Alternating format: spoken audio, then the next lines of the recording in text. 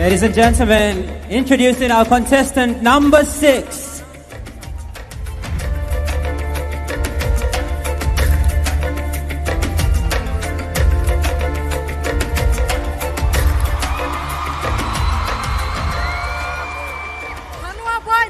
Solomon Island. Lau Laragu Ben Me Hasola. Good evening, everyone. Milak Tok Bigla, thank you, Loyupla Olgata, tonight for allowing me the opportunity to stand before you all. I am a proud daughter of my people, representing our values of equality, respect, prosperity, unity in diversity, and the strong families that connect us, not only in our country, but with our wider Pacific community. I am honored to stand before you all as contestant number 6, representing the beauty and the strength of Papua New Guinea!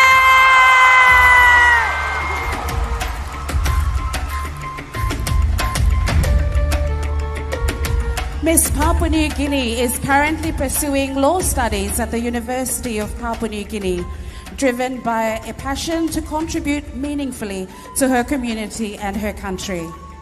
She is honored and privileged to represent her country at the Miss Pacific Islands pageant this year as Papua New Guinea celebrates her 50 years of independence as a nation. Miss Papua New Guinea is inspired by the importance of strong family values, which she believes are the foundation of thriving communities. Ladies and gentlemen, your contestant number 5, Miss Papua New Guinea. Thank you, contestant number 6, Miss Papua New Guinea. Ladies and gentlemen, introducing our contestant number 7.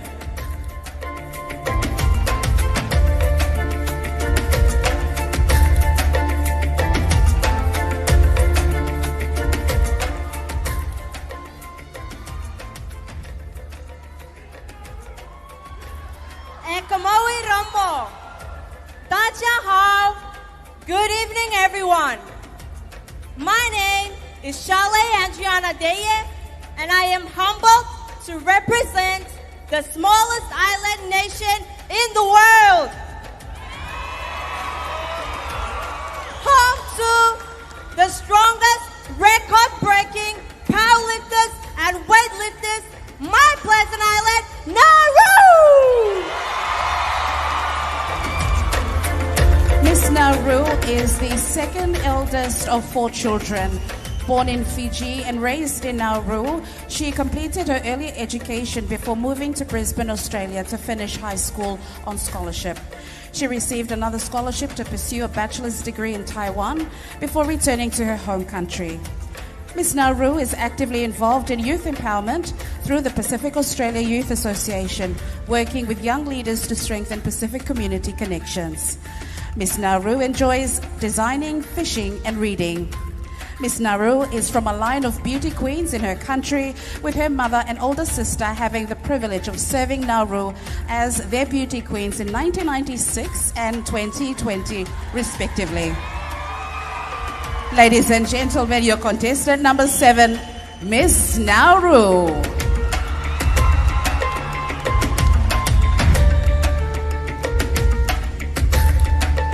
Our final contestant for tonight, contestant number 8.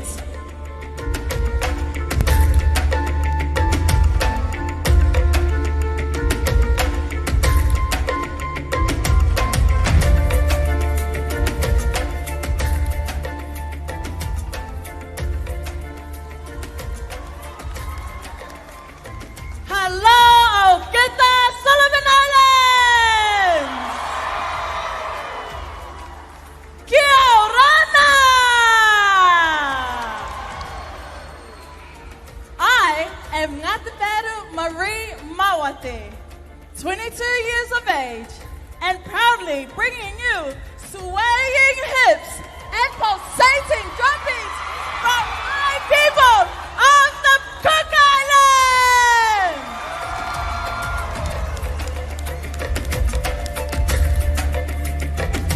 Miss Cook Islands was born and raised on the island of Aitutaki in the village of Nikopara, where she spent a lot of her time with her families and friends, learning the language, culture, sanctuary, church and faith.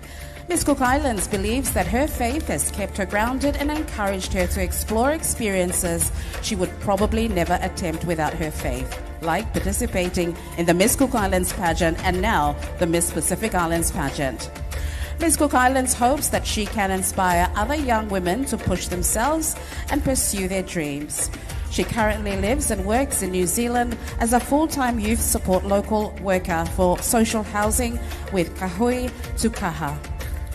Ladies and gentlemen, this is your contestant number 8, Miss Cook Islands.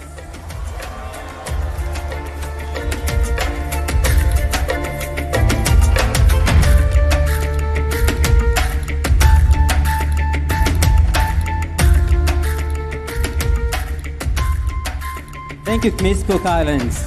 There you have it, this year's contestants. I have to say the judges will have a very difficult task on their hands tonight, and we do not wish to be in their seats now. And just before we come to another very important part of our program, just before we continue the show, I would also like to make mention with the opening routine and the dance we just saw, I would like to acknowledge Paranga Collections for the outfits of our 8 beautiful contestants. Thank you very much to Paranga Collections. And now, Colin, it's time to introduce our 2 panels of judges. The first panel is the main pageant judges. The main judges are responsible for the selection who will be crowned Miss Pacific Islands. They will be looking for the contestant who is outstanding in all her appearances and categories. 5 main pageant judges. As you are introduced, please stand for the reference of the audience. Our first main judge, who is also the head judge tonight, is Mr. Jerry Blunt. Mr. Brunt, can you please stand? Thank you very much. Jerry Brunt of Korean Samoan heritage. Mr. Brunt is a seasoned Samoan lawyer with 29 years of experience as both a barrister and solicitor. He serves as honorary consul to Samoa for the Republic of Korea. Alongside his legal career, he and his wife co-own and operate Orator Hotel, a 15-year-old boutique establishment where he also works as an executive chef, a role that he earned him a spot on the Robert Oliver's TV show. That's the Pacific Islands Food Revolution. Passionate about sports, humanitarian work with the Samoa Red Cross and pageantry, he is the franchise holder and national director for Miss Universe Samoa. He is a proud father to 3 children. Please welcome Jerry Brunt. Our next judge is Jane Glynn Canas, and Jane Canas is a Ni Vanuatu with a Master of Arts degree in Linguistics from the University of the South Pacific. Jane's journey in the world of pageantry started in 2013 with Suva's Hibiscus Festival, where she served as a contestant coordinator until 2016. She served as a contestant coordinator for Fiji's National Miss Fiji from 2015 to 2016, part of the judging committee for Fiji's Nosoris Town Miss Tabar Festival from 2018 to 2022. Jane's commitment to pageantry is because she believes in the empowerment of women through the different aspects pageant competitions showcase. Jane hopes to be involved in the pageantry world in Vanuatu in the coming months. Ladies and gentlemen, please welcome Jane Canas. Our next judge is Jedida Korenihona. Ms. Korenihona holds a diploma in project management, showcasing a commitment to education and skill development. In the world of pageantry, she was the proud winner of a local pageant in Matanao, Davao del Sur, a finalist in Miss Universe Philippines, not once but twice, in 2021 and 2022. Ms. Korenihona is a professional model and event host and serves as a guest speaker at various youth events. Beyond the runway, at the stage, Jedida is deeply committed to community service. Coming from the Philippines and Solomon Islands, Please put your hands together for Jedida Korenihona.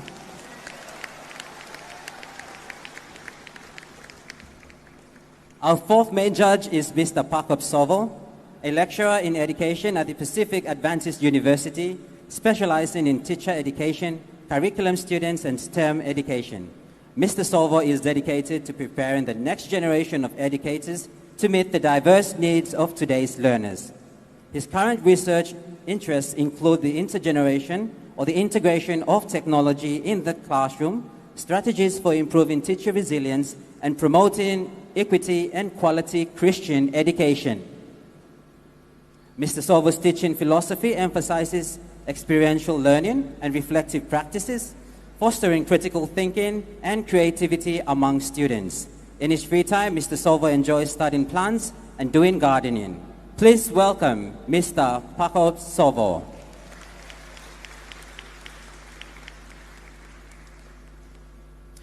Ladies and gentlemen, our next judge is Mrs. Tupou.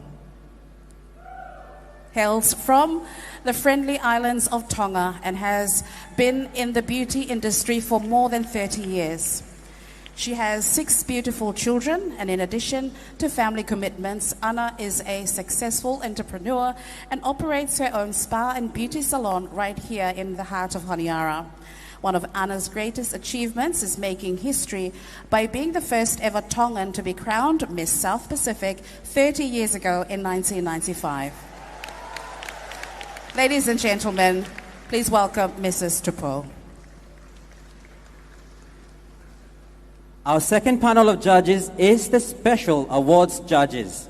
They will select the best design showcase tonight, and this is in recognition of the designer's creativity, originality, design, practicality, and craftsmanship. These scores, however, I emphasize, do not count in the selection of the Miss Pacific Islands.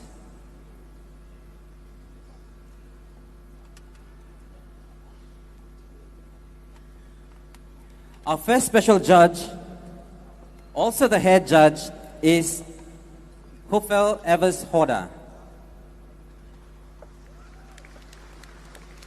Hufel, a Fijian designer of Ottoman and German heritage, has over 35 years in the fashion industry.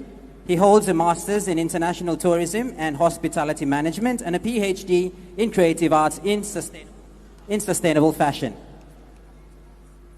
Starting with simple shift dresses in university, his work evolved into formal gowns, bridal wear, integrating authentic Pacific fibers with modern design. He also created textile prints for Fiji national athletes and is the recipient of National Fashion and Business Awards. A participant in the international shows such as Islands of World Fashion Week and the Commonwealth Eco Cultural Exchange. Please welcome Mr. Hoeda.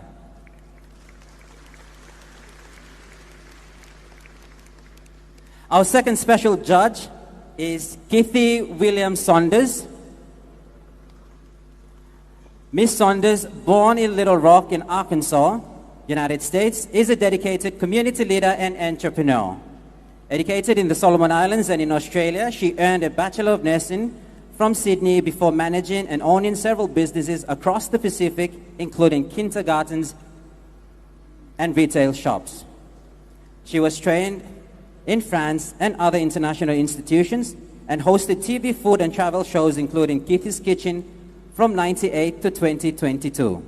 She served as the United States Consular Agent to Solomon Islands, receiving multiple U.S. awards including a Meritorious Service Medal. Kitty initiated Honiara's urban beautification projects and has been honored with numerous accolades including the OBE and environmental awards. Please welcome Miss Kitty Saunders.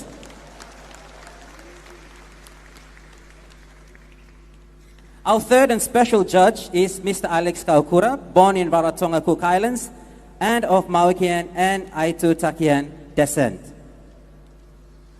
Mr. Kaukura studied fine arts and design at the Manukau Institute of Technology, focusing on fashion design and minors in business management and photography. Mr. Kaukura gained recognition by winning national competitions in Rarotonga and blending national and traditional Cook Islands materials with modern techniques as showcased in the Plumes of Paradise gallery installation. Now as the Design Business Director at Dressed by Dashin Group, Australia's leading fashion retail design agency, he directs creative and strategic projects for major brands like David Jones, Kathmandu, Sports Girls, and Just Jeans Group. Please welcome Alex Kaukura.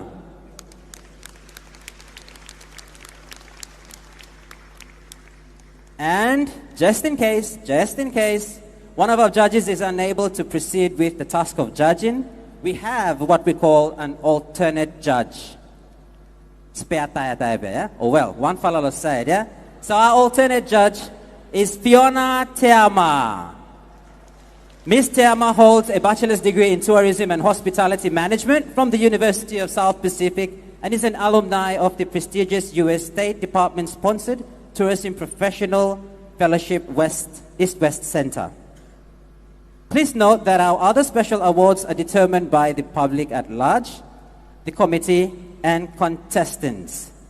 This includes Miss Photogenic, Miss Personality, the People's Choice Award, and the National Tourism Award. So we have other awards on the side.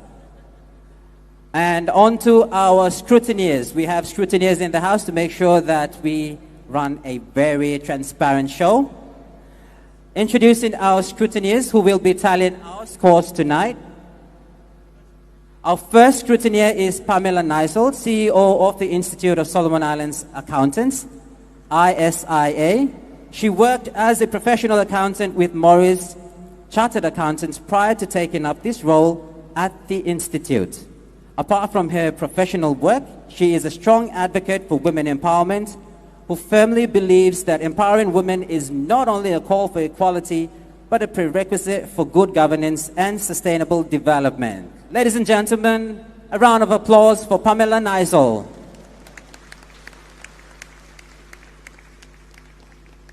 Our second scrutineer is Clifton, Finance Manager of Solomon Islands Ports Authority.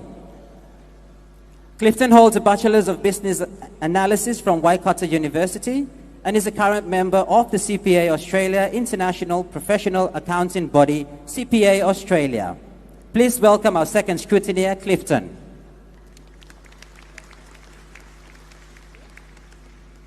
And there you have it, our judges and our scrutineers. It's time for our next category. It's the wrong category.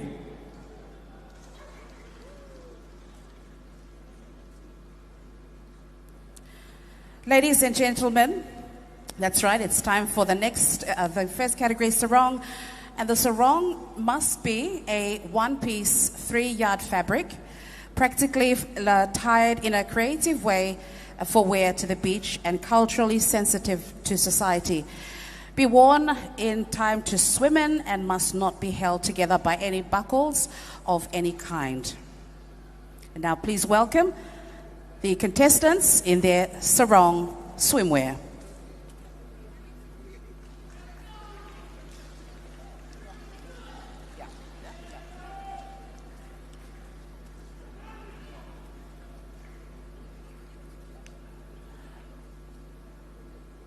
Ladies and gentlemen, contestant number 1, Miss Solomon Islands.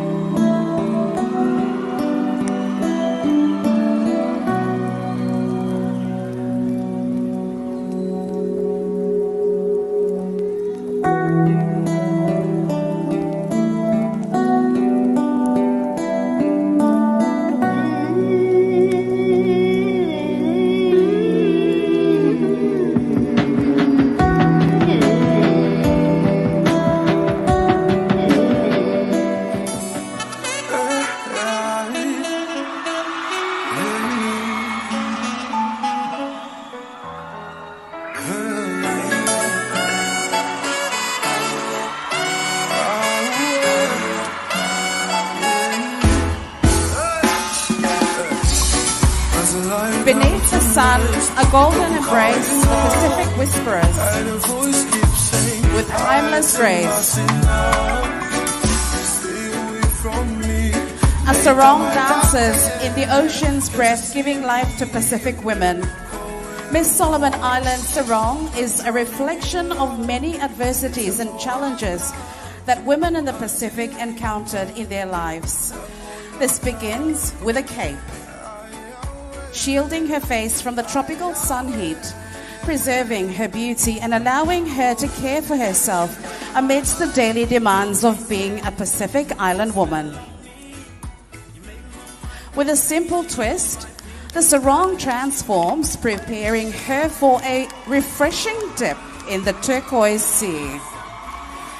Shimmering in the waters, her sarong reveals a mosaic of broken glass, jagged, imperfect, yet undeniably beautiful. Each fragment reflects the struggles of Pacific Island women, symbolizing resilience and transformation. Removing the cape from her head, she unveils her face to the golden light. With a twist of fate from her back across her left shoulder, tied to the first knot at the chest, followed by another tie at her right hip, an emblem of simplicity, practicality, and elegance. Broken glass serves as a reminder of life's impermanence, turning challenges into catalysts for change and reminder of the beauty in oncoming adversity. The deep blue mirrors that vast ocean that unites Pacific women, while vivid red, yellows, and greens celebrate the rich diversity of Pacific cultures and races. Together, twists and knots of the sarong signifies powerful leadership through diversity and adversity. Finally, she untwists the back of her sarong, letting it drape loosely, revealing a sunset through the horizon, indicates that even though many challenges we have encountered in life, there is strength within to strive. This signals the end of her day and her return to the village to rest and unite with her family. The sarong has adapted with her from work to water, from the sun to the sea. It is the rhythm of her guided by seasons and the tides, mirroring the strength of the Pacific Island women who navigate diversity and adversity with adaptability and grace.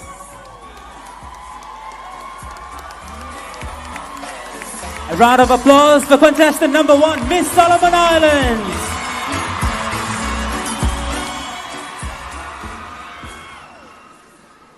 Introducing contestant number 2. Show some love for Miss Samoa.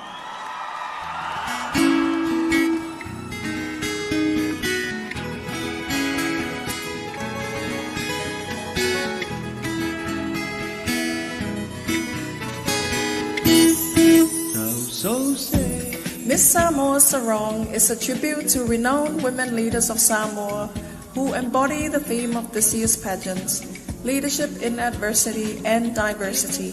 They are an example of the resilient spirit of Samoan women and their significant role in shaping, nurturing, and developing our families, communities, churches, and our nation.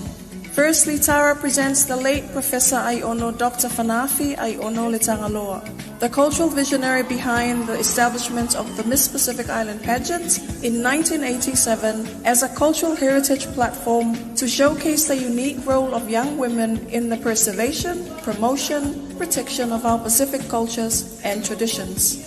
Secondly, Miss South Pacific 2001, the late Manamea Apelu Shwolga. Manamea is a beacon of light and hope in the region with her advocacy on breast cancer awareness and the promotion of early detection. This is an example of the reach of this platform to not only inspire, but to educate young leaders about the importance of health and well-being. Litara twirls her sarong to reveal the late Tifilele Ya'alama Yeremia, her beloved grandmother. For Miss Samoa, her grandmother is the first example of leadership as a mother, as a falitua and spiritual leader who planted the seeds of love, faith, and peace in Litara's heart. Miss Samoa reveals the outer layer of her sarong to showcase the Honorable Fiamea Naomi Mata'afa, Samoa's first woman prime minister, the epitome of political leadership that young women can aspire to. Ladies and gentlemen, presenting Miss Samoa Sarong and the embodiment of leadership in adversity and diversity. Pa'awhitai te lava, Miss Samoa.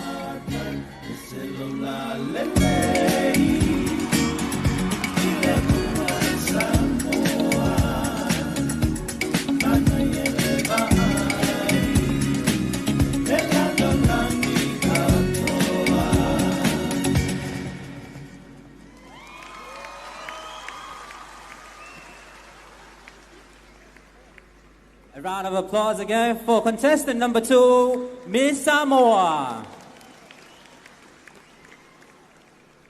Ladies and gentlemen, introducing contestant number 3, Miss Tonga.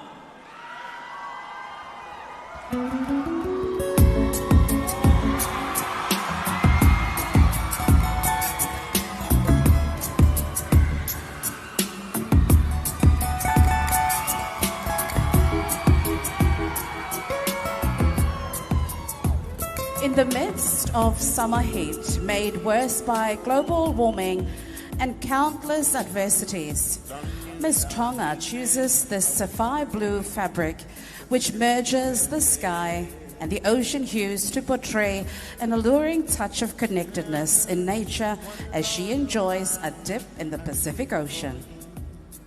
Miss Tonga's sarong is wrapped around her body and anchored on her shoulder, with a crown of Tonga held close to her heart as a reminder that God and Tonga are her inheritance. Her sarong is tied firmly on the side as she is about to wade out into the sea.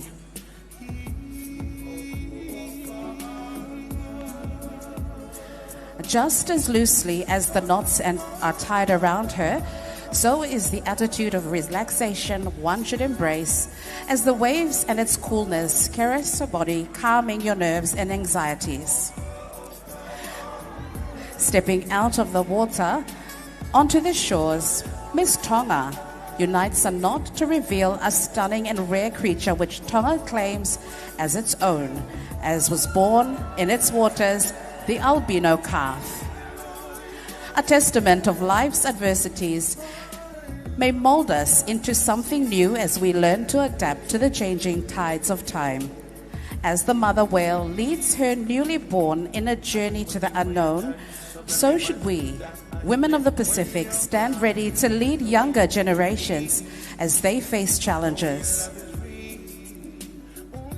As the sun sets and it's time to head home, Miss Tonga changes her outlook with a final twist that firmly anchors her belief and trust on traditional values of her ancestors.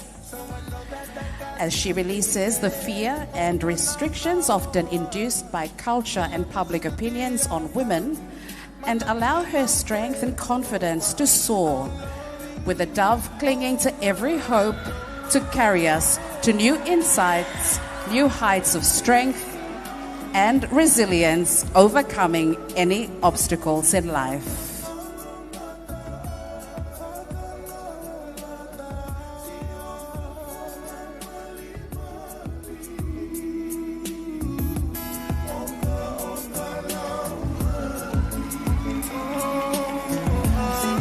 Owana!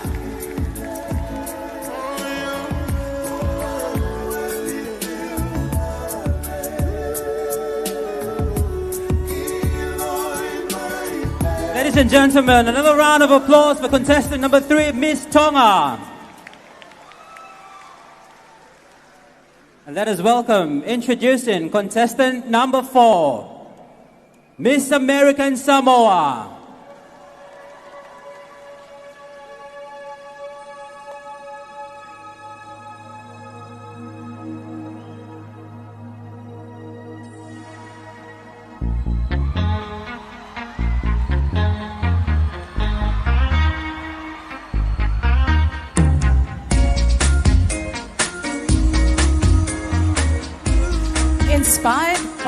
legendary seafarers of the Pacific. Poliana Sarong is a tribute to the Ngawalofa, a double-hulled Polynesian voyaging canoe, which symbolizes resilience, wisdom, and the unbreakable spirit of our ancestors who navigated the vast Pacific waters. Seamlessly blending ancient canoe motifs with modern craftsmanship, this piece embodies the pageant's theme, leadership in adversity and diversity.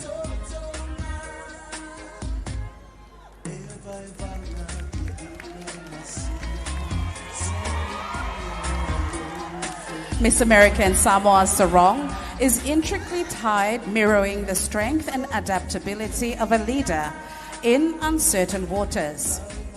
Crossing over her chest and wrapping firmly around her torso, the fabric resembles the intertwined ropes that held together the great voyaging canoes, reinforcing unity and perseverance. It then cascades diagonally around her waist, much like the sail of a canoe, catching the wind, poised to move forward despite the challenges ahead. When night falls, Poliana Sarong transforms under the moonlight as hidden luminescent details emerge. The glow mirrors the guiding stars that Pacific wayfinders once relied upon, symbolizing wisdom and clarity in the face of adversity. Like them, a true leader shines brightest when the path is unclear, lighting the way for those who follow. As she moves the sarong begins to unfold, revealing the full story woven into its design. A celestial sky stretching across the fabric, the Gualofa gracefully riding waves, and the depths of the ocean alive with marine creatures. Each element reflects the journey of a leader, navigating unknown waters, embracing the vastness of possibility, and guiding others with courage.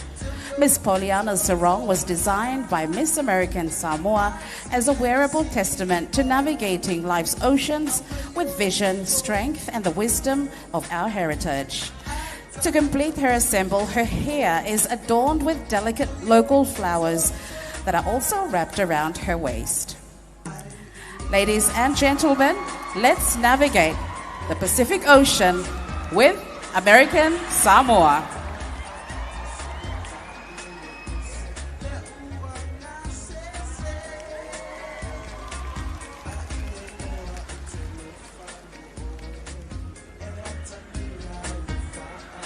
Thank you to us, Miss American Samoa.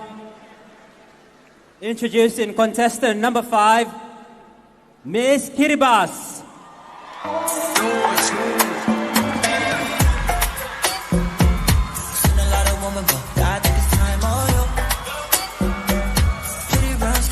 Ladies and gentlemen, witness the grace, strength, and symbolism woven into Miss Kiribati sarong wear, a tribute to the resilience and love of Pacific women. Draped in pure white, Kimberly embodies simplicity, faith, and a deep connection to family. A bold knot on her right shoulder speaks of a woman's unwavering strength, nurturing, comforting, and standing resilient through every challenge.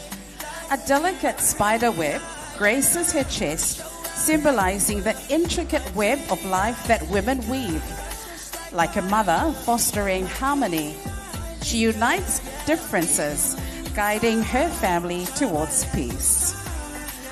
With every step, the sarong flows behind her, mirroring the ocean waves, fluid and unstoppable, just as a mother's love knows no limits. Then, with grace, she lifts her left hand, revealing a painted image, a man setting sail in his canoe. A reminder that men and women are partners in life's journey, each playing a vital role in their community. Behind him, the sunset glows. It's not an ending, but a promise of renewal, where wisdom and tradition pass on to the next generation. At the hem of her sarong, an eel emerges, a sacred symbol of fertility and endurance. It speaks of the ocean's abundance, nourishing its people as the wisdom of the past nurtures the future. She turns, revealing the backbone of Kiribati society, a maneaba or meeting hall where traditions are safeguarded, inclusive leadership fostered, and unity thrives. With deliberate grace, she ties a knot below her bust, an honoured tradition marking a young woman's coming of age, embraced with pride. Now Kimberly is ready for the ocean, where she dances with the waves and rides the rhythm of the tides. This is the same ocean that her forefathers and mothers navigated and made their home. This is the fun-loving and boundless spirit of my Pacific people.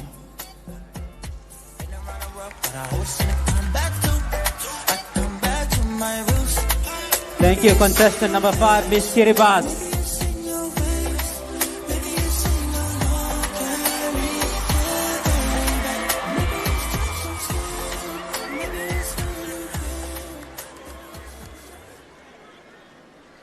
Ladies and gentlemen, let's welcome contestant number 6, Miss Papua New Guinea.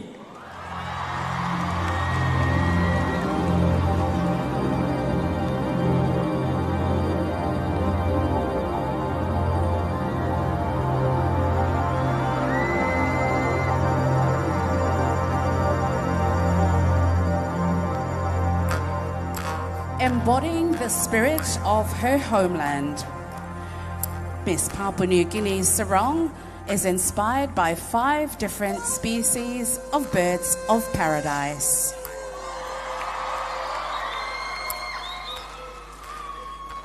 Each look a symbolic representation of leadership.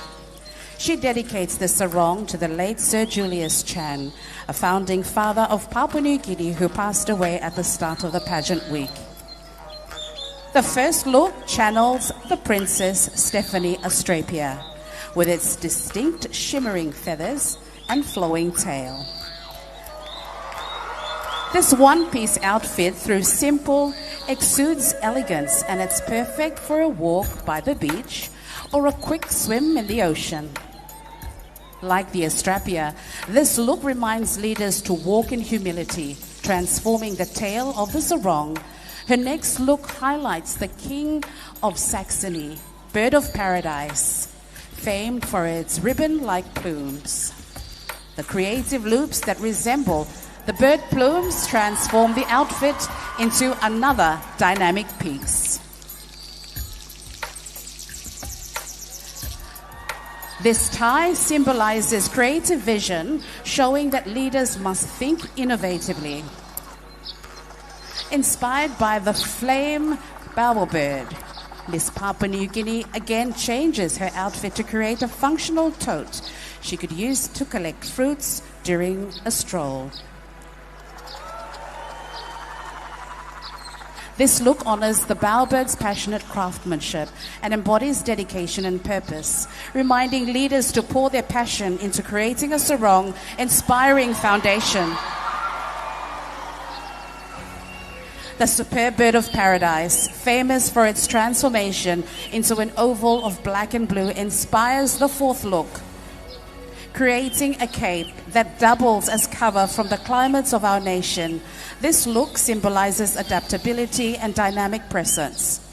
Like this bird, leaders must transform and rise above adversity.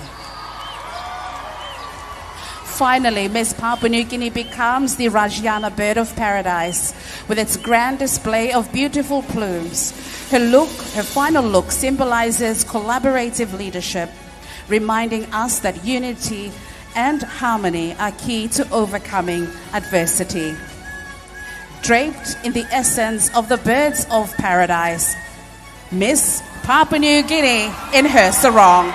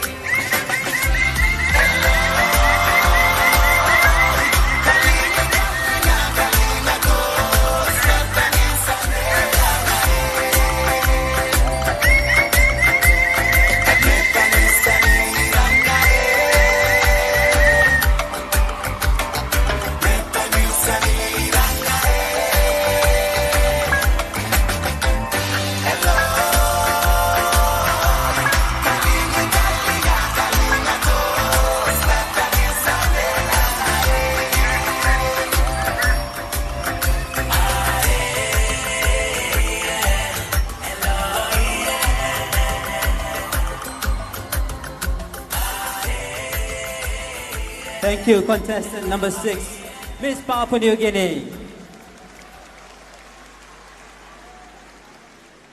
Introducing contestant number 7, ladies and gentlemen, Miss Nauru.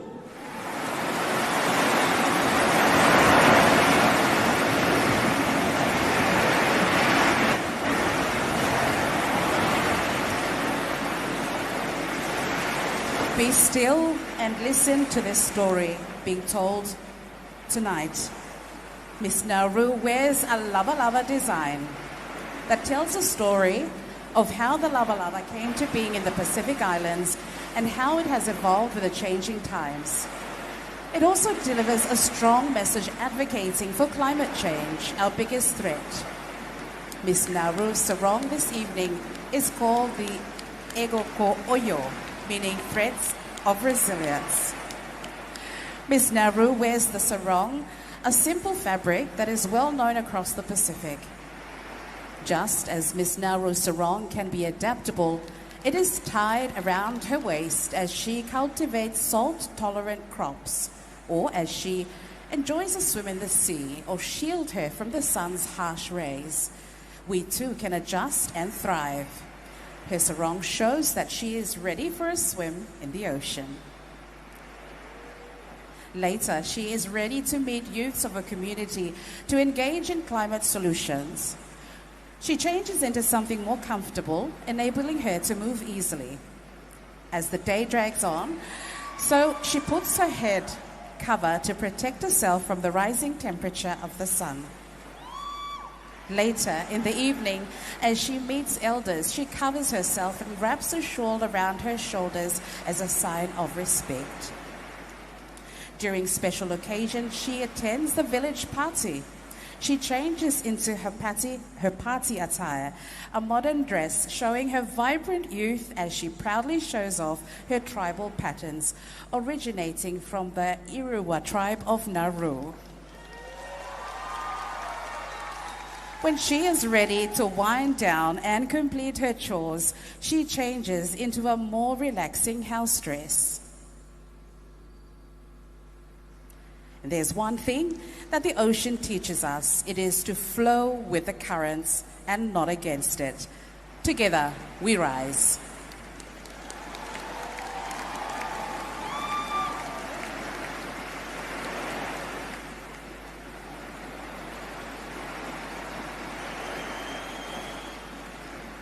Thank you, contestant number 7, Miss Nauru.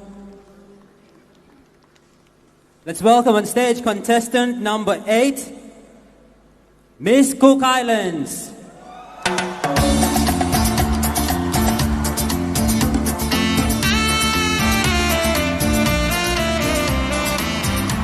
There's nothing quite like a day on a secluded Cook Islands beach.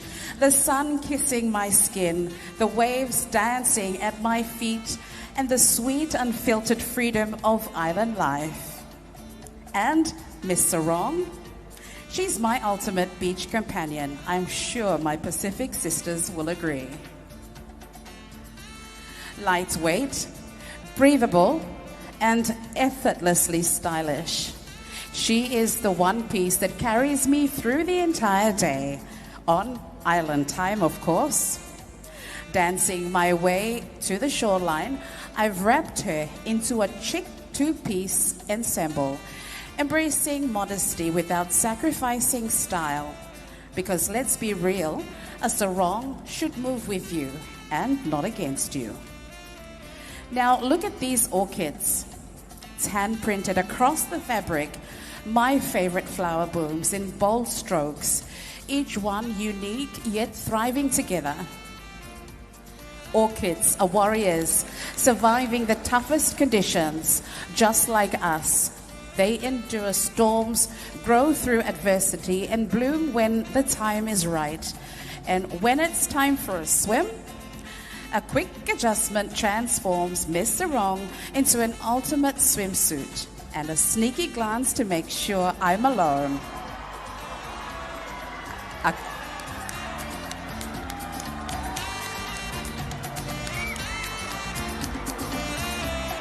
A swift tie, and voila,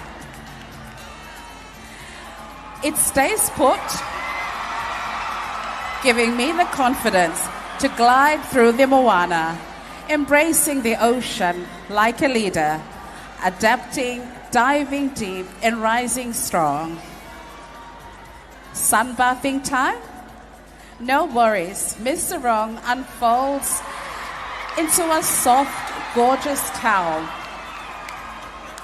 Perfect for topping up that golden Pacific glow. And wet hair, she's got that covered too. But when the sun dips low and the evening breeze rolls in, Miss Sarong isn't alone. With a few elegant twists, she transforms into a flowing evening dress, effortlessly graceful, a reminder that we too can adapt, transform, and shine. Like the orchids on the sarong, we each bring something beautiful to the world. Through diversity, through adversity, we don't just stand, we bloom. Kia orana e kia manuia.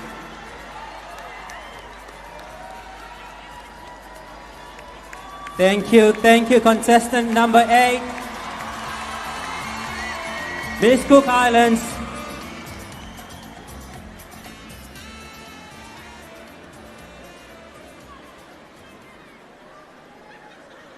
And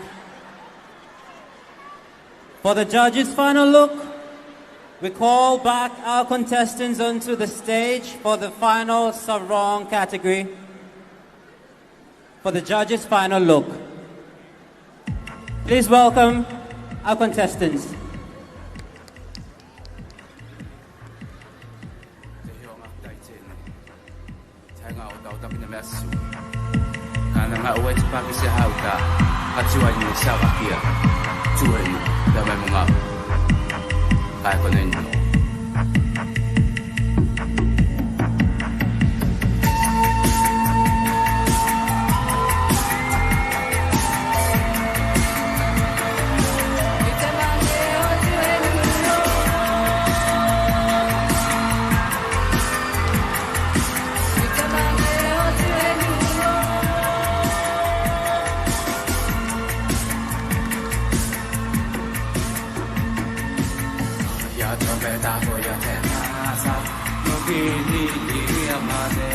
Thank you, ladies.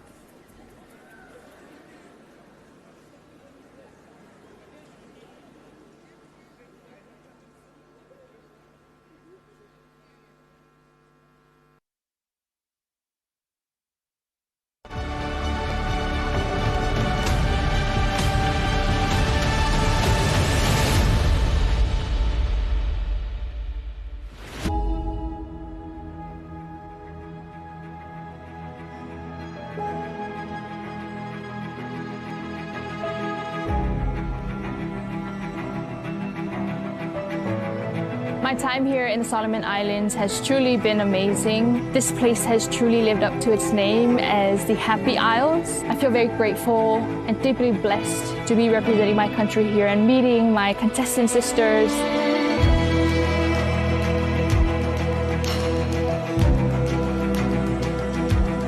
We had the privilege of visiting quite a few of our public institutions, and these visits have been very insightful, and it's more meaningful that I get to do it with 7 other beautiful sisters from the Pacific.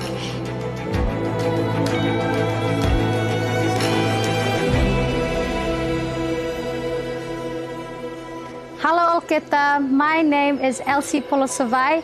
I am contestant number 1, your Miss Solomon Islands.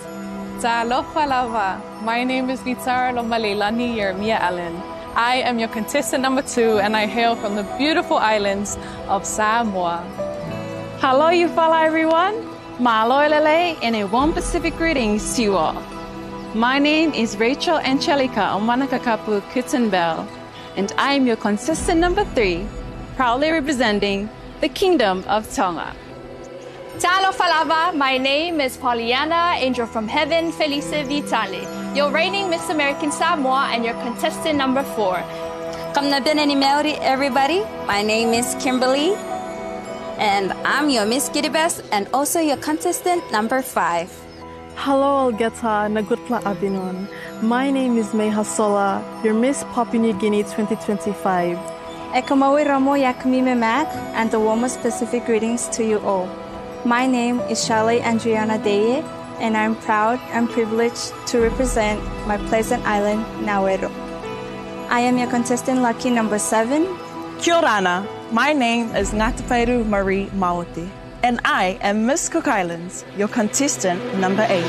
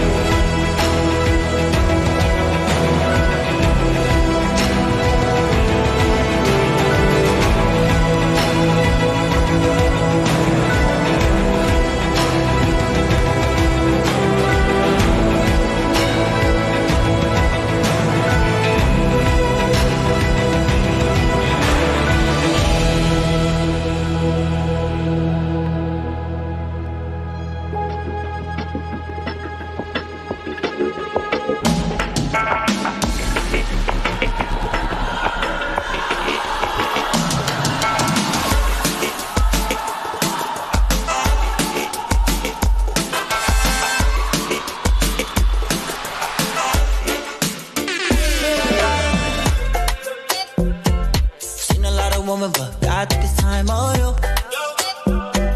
Pretty brown skin girl, prettiest in the room. Been around the world, but I always seem to come back to. I come back to my roots. Maybe it's in your face, maybe it's in your ways, maybe it's in your long curly hair, baby. Maybe it's just your skin, maybe it's when you grin, maybe it's just your smile. But I love your style. My pretty island girl, show out everywhere. My pretty island girl, fresh just like Cartier.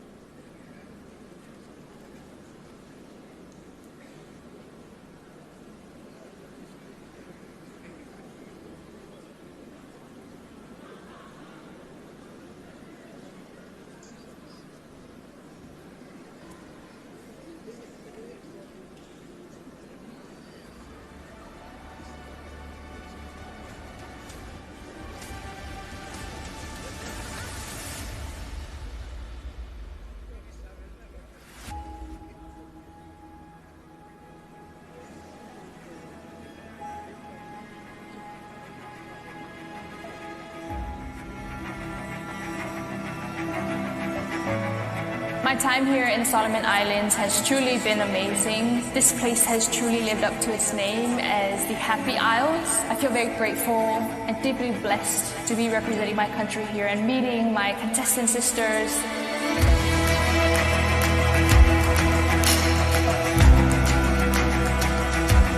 We had the privilege of visiting quite a few of our public institutions, and these visits have been very insightful, and it's more meaningful that I get to do it with 7 other beautiful sisters from the Pacific.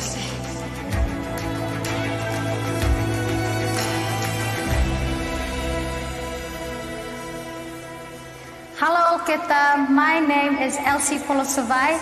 I am contestant number 1, your Miss Solomon Islands. Talofa lava. My name is Vitar Lomalelani Yermia Allen. I am your contestant number 2, and I hail from the beautiful islands of Samoa. Hello, Yufala everyone. Mahalo Lele, and a warm Pacific greetings to you all. My name is Rachel Angelica Omanakakapu Kittenbell, and I am your contestant number 3, proudly representing the Kingdom of Tonga. Talo Falava, my name is Pollyanna, Angel from Heaven, Felice Vitale, your reigning Miss American Samoa and your contestant number 4. Kamnabinani Melody, everybody. My name is Kimberly, and I'm your Miss Kiribati and also your contestant number 5. Hello, Geta Nagutla Abinon. My name is Meha Sola, your Miss Papua New Guinea 2025. Ekamawi Ramo Yakamime Mac, and the warmest Pacific greetings to you all. My name is Charlotte Andriana Deye, and I'm proud and privileged to represent my pleasant island, Nauru. I am your contestant lucky number 7. Kia ora, my name is Ngatiperu Marie Mauti, and I am Miss Cook Islands, your contestant number 8.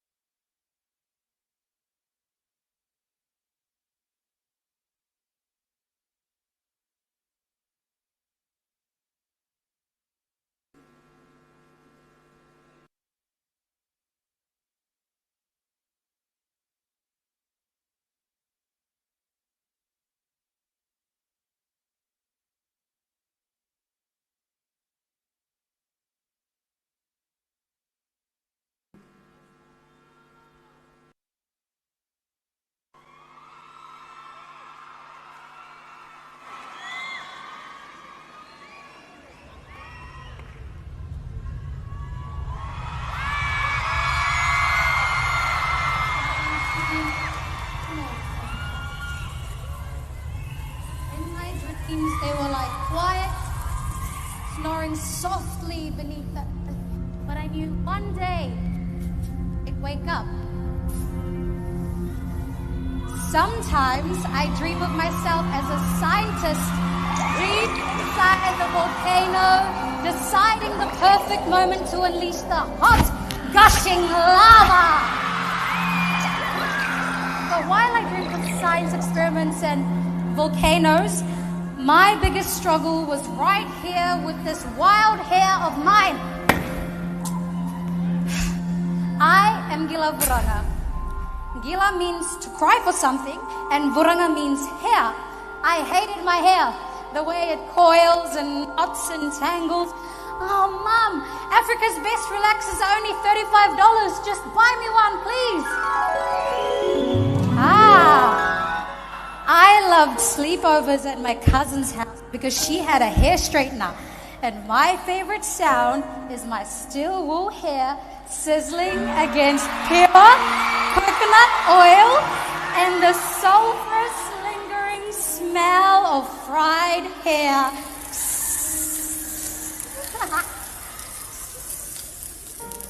And then I realized that sometimes taming the chaos isn't about forcing something into something that it's not. It's about understanding its power. As little did I know that my wild hair battle was preparing me for something bigger. I'm going to do an experiment. All right, and this experiment is called the elephant toothpaste reaction. Think of it as creating a mini volcano, but with hot bubbles instead of lava. All right, let's go. This here is our hydrogen peroxide.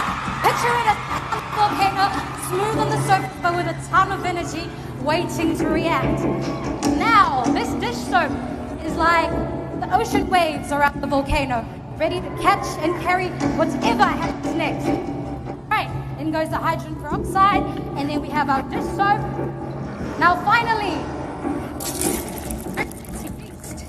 this is what sets the whole thing into motion. Once this is added, there's no going back. All right, let's go.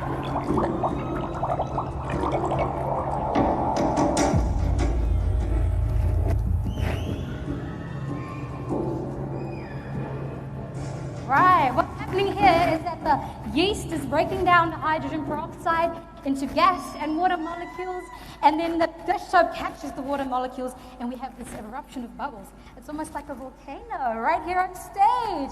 Let's give a big round of applause for Stans! Woo! I used to think that winning was like eruptions. Big, loud, impossible to ignore. But the truth is, winning is quieter. It's in the small, steady actions like sweeping a yard, taming wild hair, learning patience, or even just yearning for something bigger than myself. The Pacific taught me to see the vastness of possibilities when others only saw a vast ocean. And that the smallest vessels can carry the weight of dreams. And those dreams began for me as a little girl sweeping the yard, and they grew when I walked into a science lab for the first time, even when I felt out of place. And they expanded when I stood here on stage as Miss Solomon Islands, representing myself, my people, my home, and my culture. It takes one to know. Dream big. Thank you.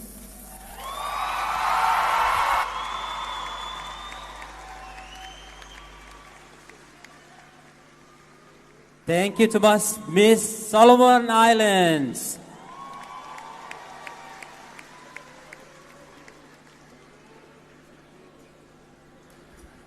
Run, run, run, run, run, run, run. Ladies and gentlemen, our talent category. Introducing contestant number 2.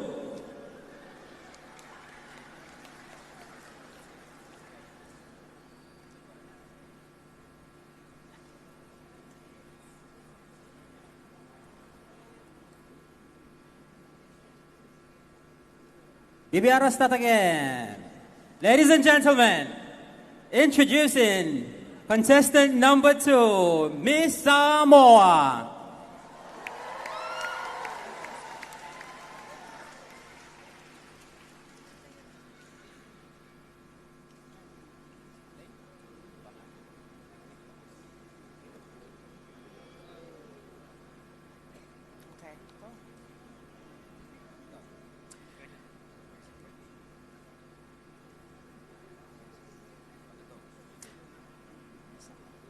Miss Samoa's talent is a chant written in the 1800s to tell the story of the coming of Christianity to Samoa.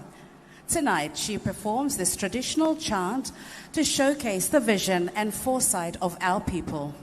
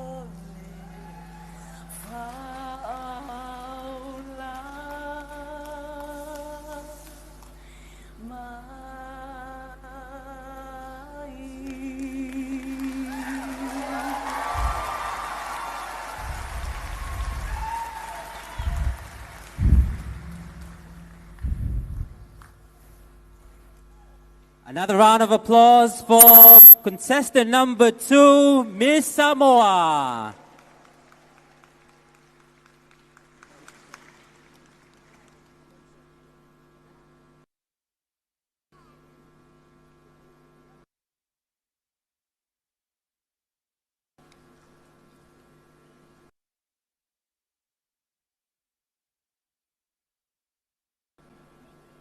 Ladies and gentlemen, please put your hands together for our contestant number 3.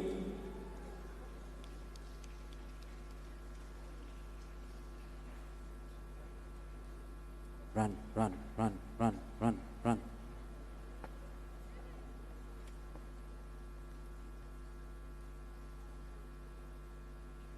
So after the talent category, we will have the traditionally inspired attire. And straight after that, we will go into the judging phase.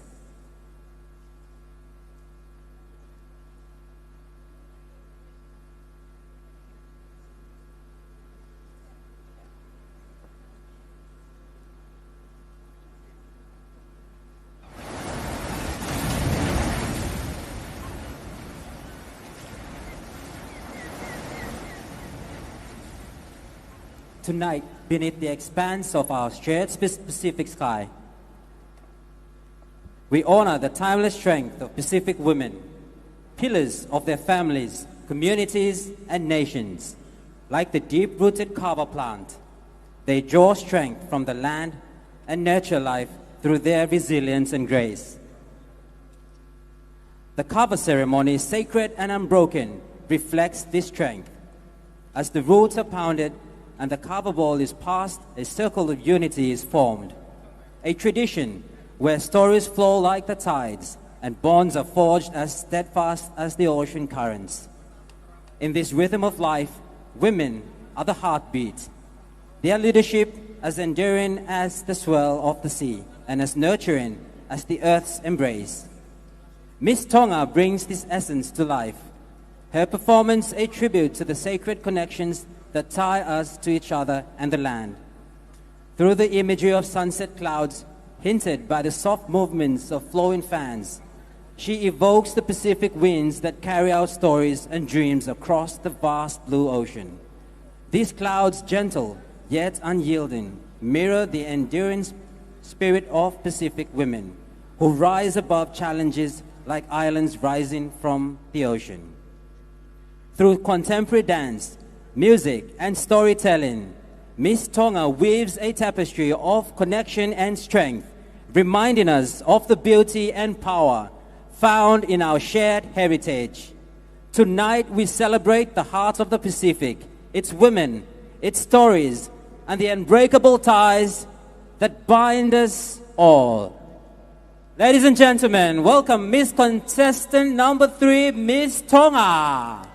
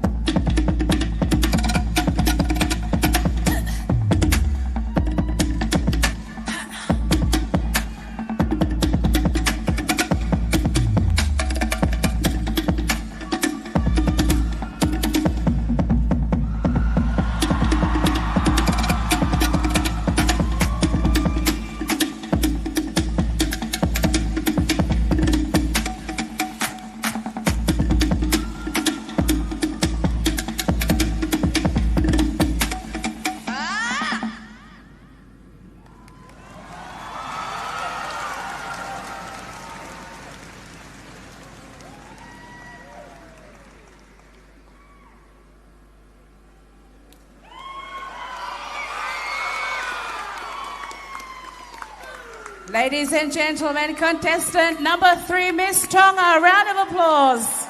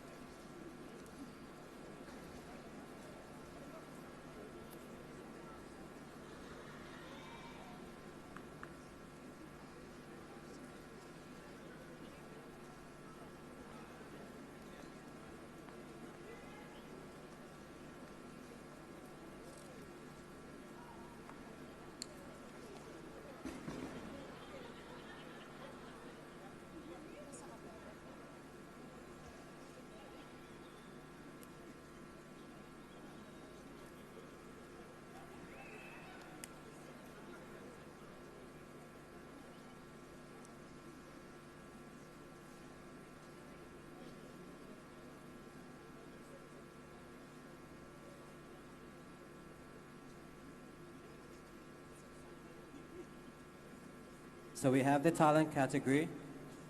After the talent category, we have the traditionally inspired attire, and that one and I've been looking so much creativity also from around the Pacific in how they create their traditional attire, influenced by contemporary as well.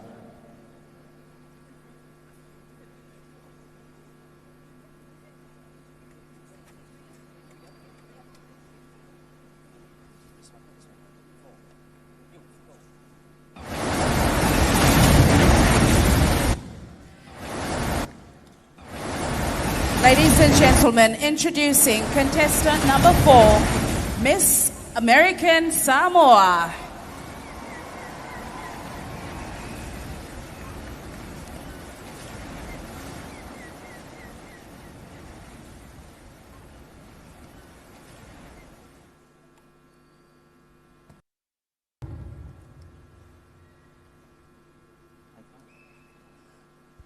Music is the language that transcends all borders.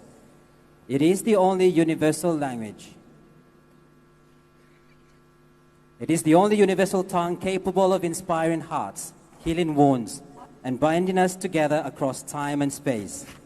In the Pacific, music is more than just an art form. It is the heartbeat of our people, a living thread that connects our past to our present and preserves the stories of our ancestors. Tonight, Miss American Samoa will share her talent as a testament to this unbreakable bond, bringing forth the diverse and soulful sounds of the Pacific. Deeply moved by the spirits of the 13th Festival of Pacific Arts, she took it upon herself to learn how to play a selection of Pacific instruments, immersing herself in the rhythms and melodies that define our Pacific heritage. With each note, she seeks to celebrate the unparalleled beauty of our music, honoring the distinct voices that make our island traditions unforgettable. Bringing you the sounds of the Pacific through drum beats, strings, and song. Here is Miss American Samoa, the contestant number 4.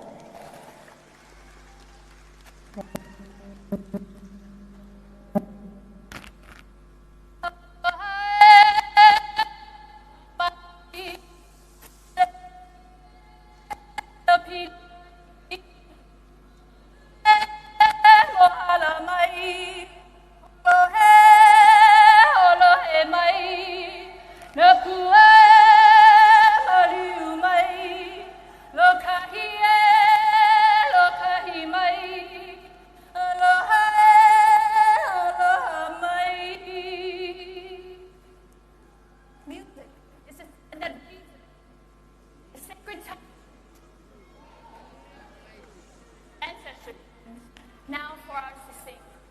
Let your voice be heard. And in Aotearoa, we sing.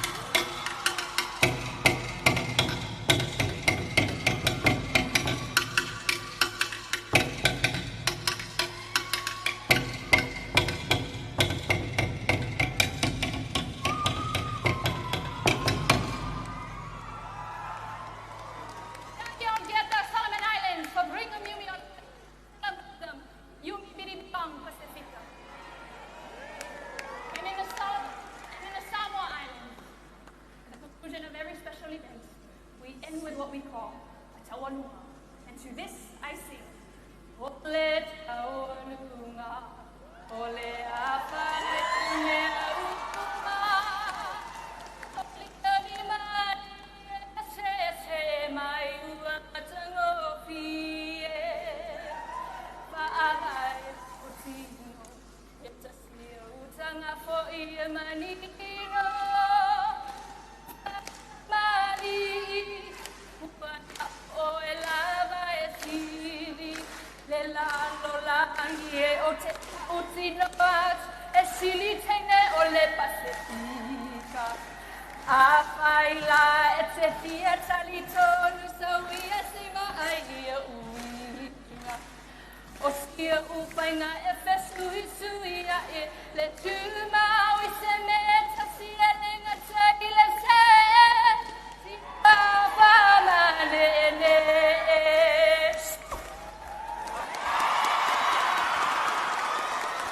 Thank you very much, contestant. Miss American Samoa, contestant number 4.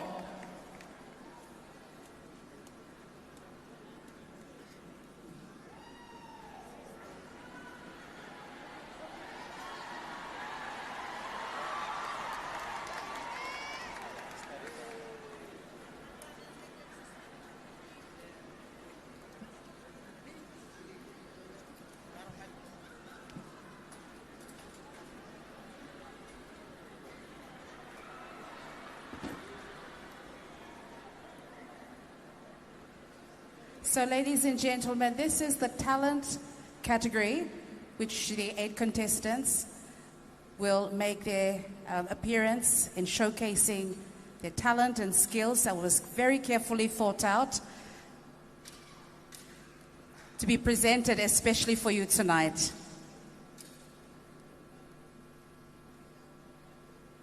With one more category to go later on tonight, and that's the traditional inspired attire. And then very soon we will have also the final performance from our very Miss Pacific Islands with her final performance tonight. So that's coming up this evening. So just when we have our cue to go for our next contestant, then we will introduce our next contestant. Ladies and gentlemen, introducing contestant number 5.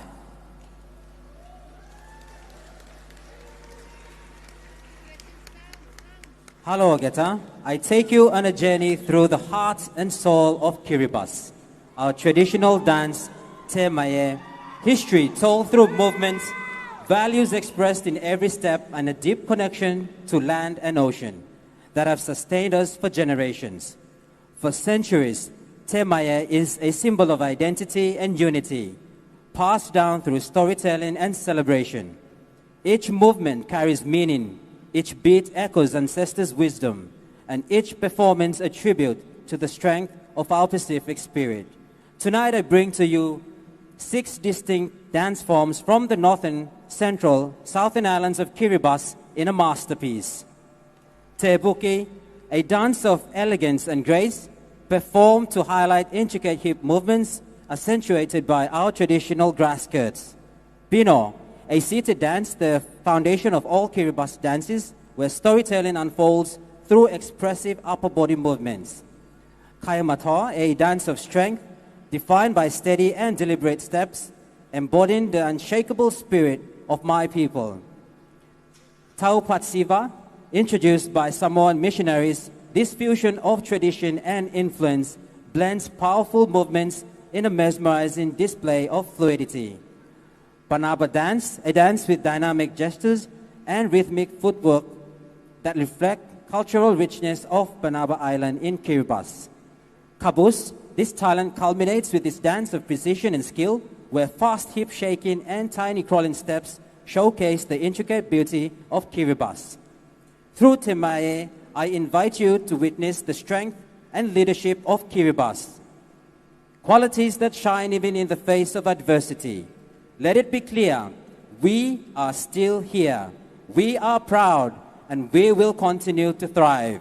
So tonight, as I mimic the frigate bird gliding high, may you feel the heartbeats of my people and be inspired by the power of a culture that dances with purpose, pride, and passion.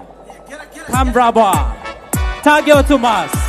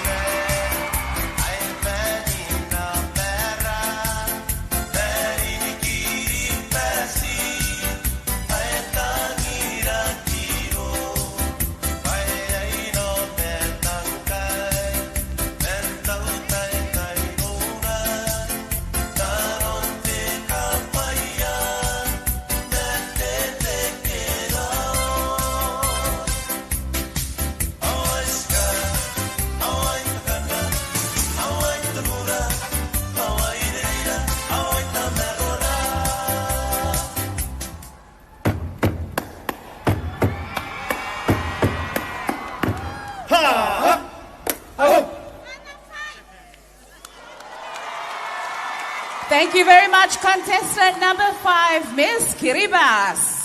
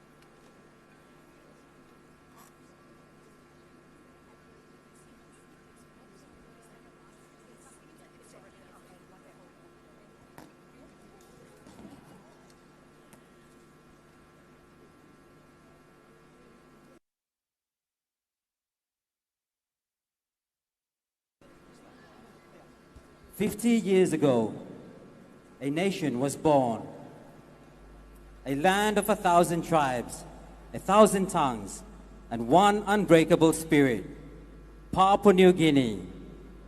Tonight, Miss Papua New Guinea will celebrate not just history, but identity, not just independence, but unity. Miss Papua New Guinea's talent is a dramatic monologue titled Pikinini Mary Bilong Peles, which translates to daughter of the village. As she prepares for a celebration, she carries with her a simple basket. Yet within it lies the heartbeat of a nation. With every item in her basket, she tells a story of strength, of resilience, of people bound together like the strands of a woven basket. As Papua New Guinea turns 50 years this year, Miss Papua New Guinea asks her people, are we ready to weave another 50 years together? Ladies and gentlemen, representing the spirit of a nation, please welcome contestant number 6, Miss Papua New Guinea.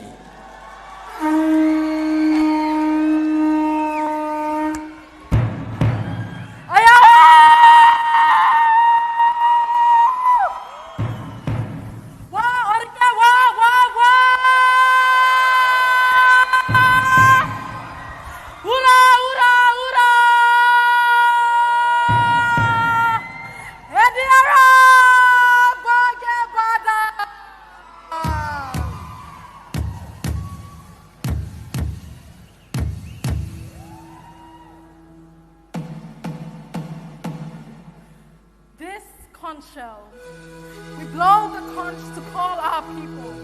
It is the voice of the sea, reaching across islands and shores, calling us to unity. Today I carry it with me to call my people, to celebrate, to remember, to stand as one. This basket, it is for food, for carrying the bounty of my land.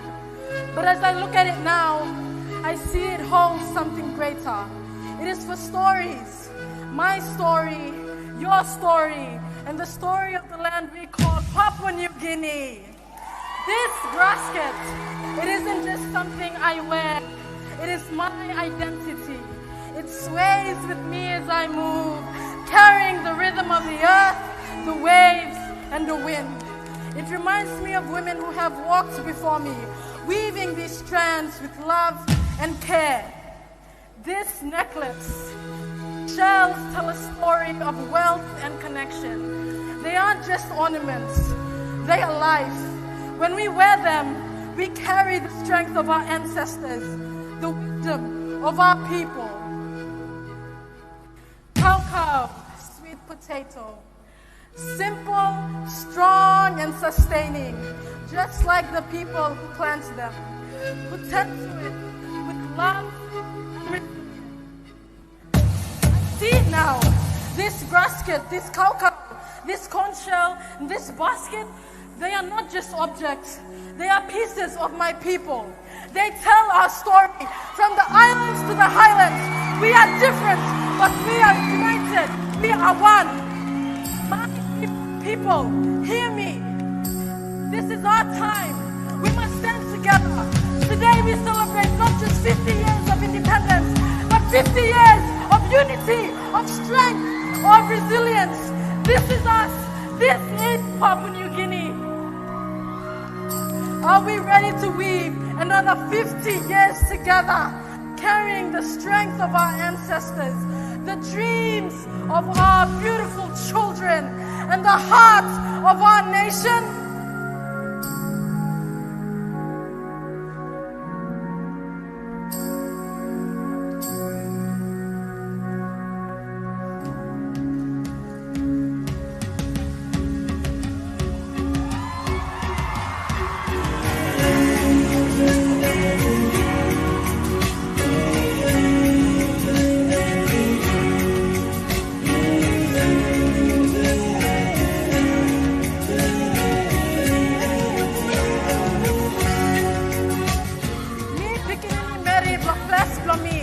I am a daughter of my village. I carry this basket not just for me, but for every mother, father, child, and ancestor who has wove the story of our land.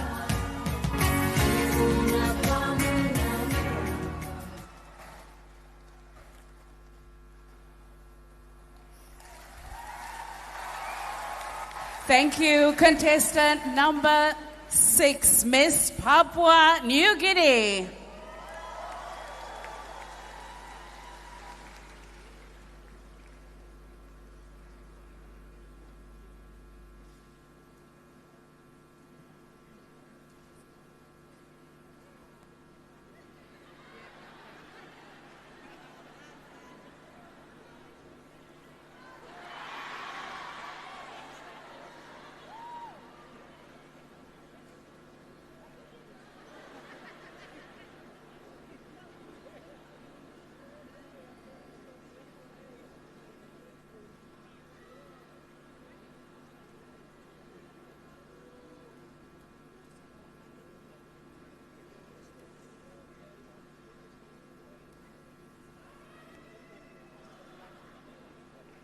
So we have completed the first category, the sarong. We are towards the end of the second category, the talent, and then we have the final category, the traditionally inspired attire, coming up shortly after this. We will also have intermittent entertainment in between these segments.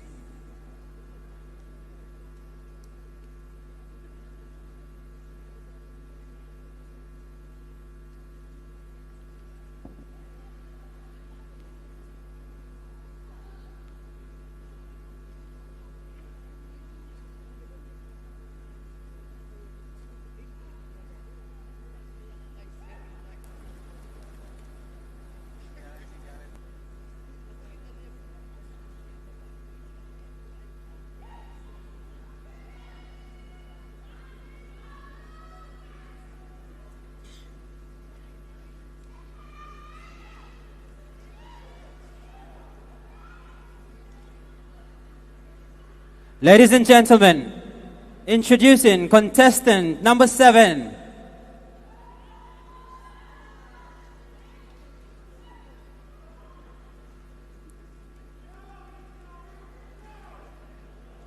Miss Nauru.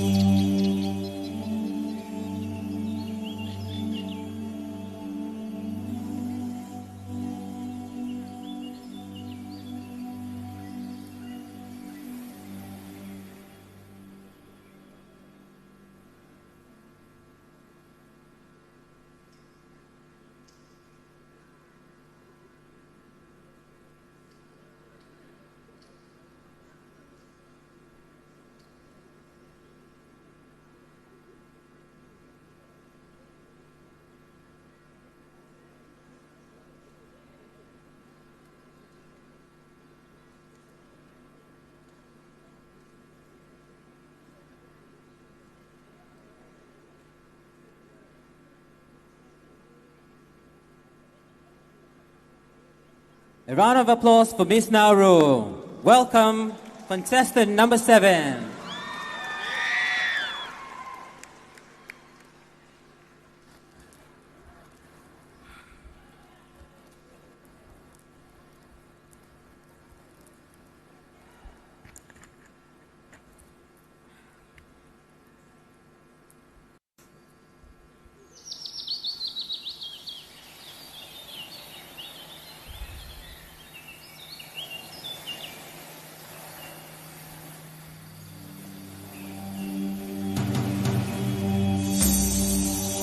Tonight, I want to share with you all the story of Egamoisha, a respected queen of Nauru. Long ago, the arrival of foreign influence to my island brought weapons, which resulted in feuds and disagreements amongst the tribes. The villages of the north and the south fought brutally against each other, which became more frequent and extremely bitter. This turned into a 10-year tribal war. One night, the sound of the triton echoed to warn the northern villages that a group of fierce warriors from the south were approaching. Both sides were ready for bloodshed and battle. Unexpectedly, Queen Egamoisha marched towards the battleground between the warring brothers and sisters with her chieftain spear called a rago. She raised her hands towards the warriors and shouted to end the war.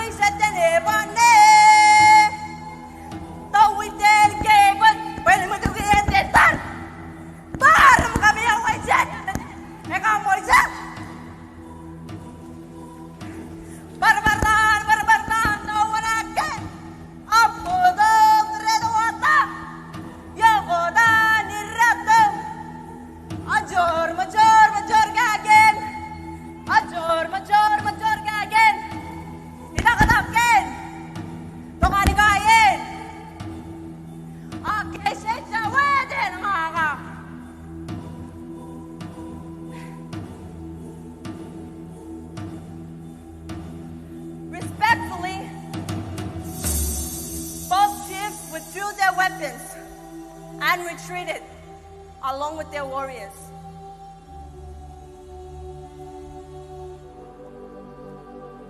This moment in our history emphasized the respect for women, and the irago became a symbol of authority.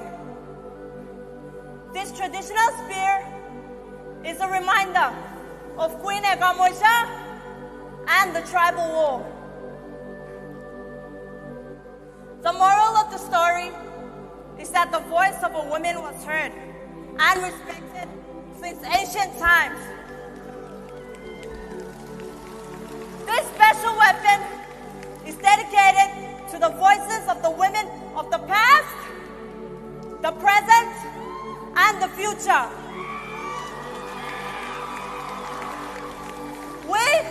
are courageous.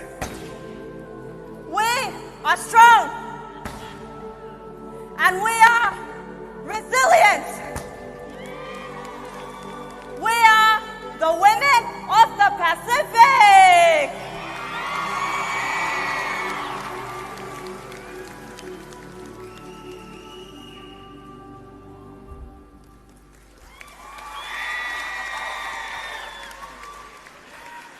Thank you, contestant number 7, Miss Nauru.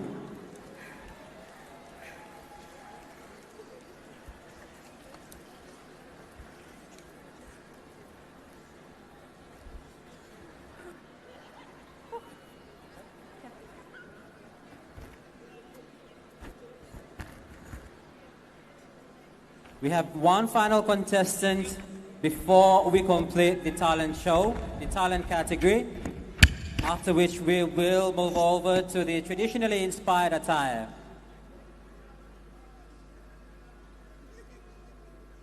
After the traditionally inspired attire, we will move on to the judging phase.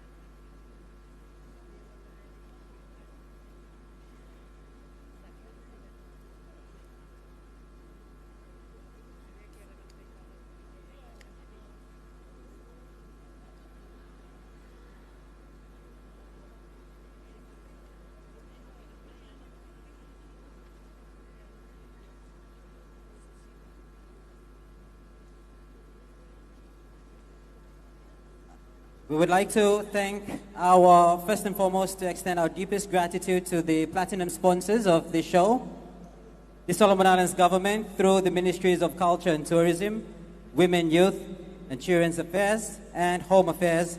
We would also like to acknowledge the invaluable assistance of the Secretary to the Prime Minister, Dr. Jimmy Rogers, whose support has been instrumental in ensuring the successful delivery of this event as well.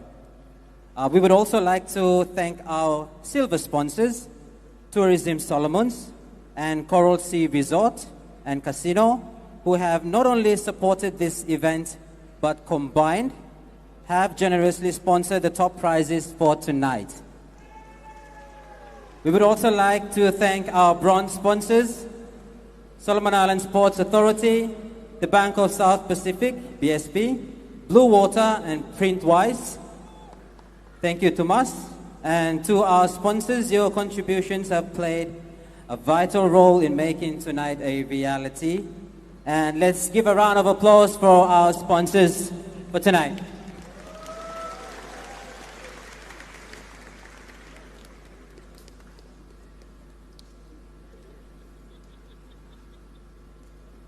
So shortly we will be having a new Miss Pacific. Crowning of the new Miss Pacific would be in the next hour. We should have the crowning after we have the traditionally inspired attire and also the judging phase.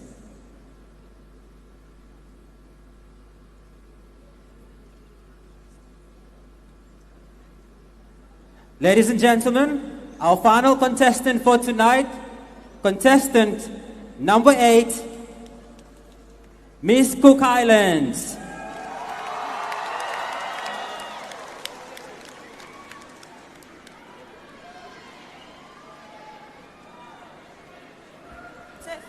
I need it on now.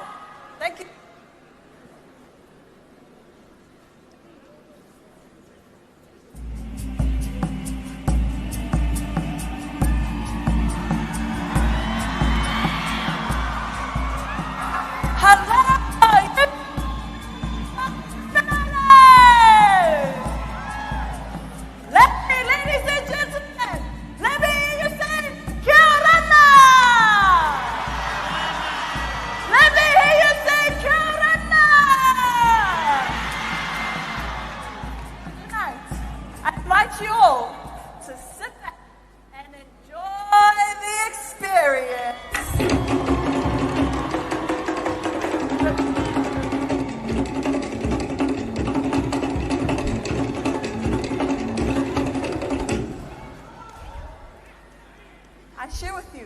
one of my favorite chants from my home island.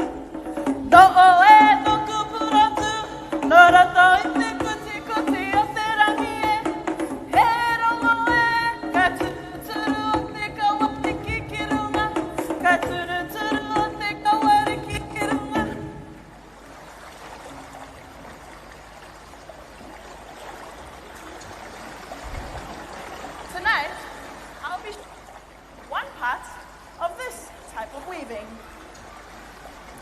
Now, let's take it back to when I arrived into the Solomons. Oh Lord, hearing the pen, the boys play the pipes. Such talents they had. And they even played a Cook Islands classic. Such beautiful singing and playing. Anyways, fun fact to share with you all. Back in 2020, my sister, Elsie, and I attended the same uni preparations whole schooling life. What small world is it, right? Look at us now, 5 years later, taking the stage for Miss Pacific Island! Ta-da! This is the completed version of this week, and this is called a buddy. Growing up in a household full of siblings, number 4 of 6 children. You can our household was full of chores, from feeding the pigs. Yes, this girl fed the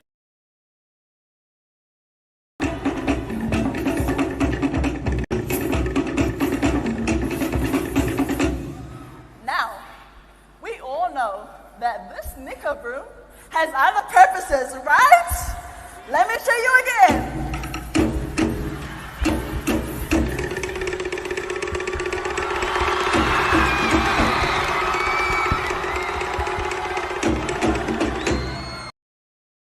This is my shepherd. Shall not once. I'm in it.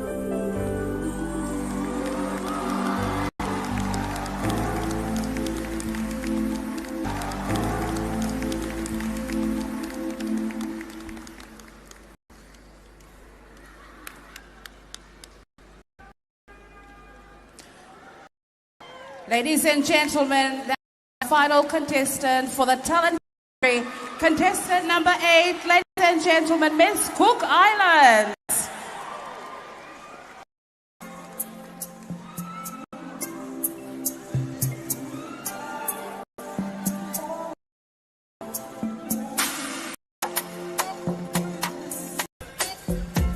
Ladies and gentlemen, take a short break. So if you're sitting down, I think this is your chance to get up. We'll be having entertainment very soon coming from one of our very talented artists. Jarboy will be taking over the stage for entertainment. So you can get up and stretch your legs a bit, or you can go and get a breath of fresh air outside if you're feeling a bit hot from inside. And then we'll be back to the heart of the categories of the Miss Pacific Islands pageant, which is the talent, the traditionally inspired attire. That's the category that's coming up next. And also, the contestants, after they do, they showcase their attire, they will come back and pick their question for tonight. As soon as they are done in showcasing their traditionally inspired attire, and they will come back up on the center of the stage and pick their question, and that is the question and answer.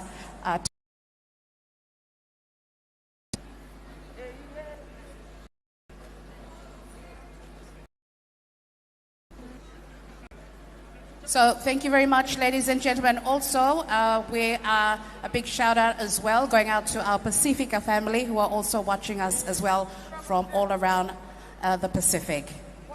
Big good evening and hallelujah fala everyone. As we are just about to take a short break with some entertainment, and then we'll be back with our traditionally inspired contemporary attire. Thank you. Okay, let's welcome on stage Jarboy. And Jamin. How we feeling tonight, everyone? All right? Yeah.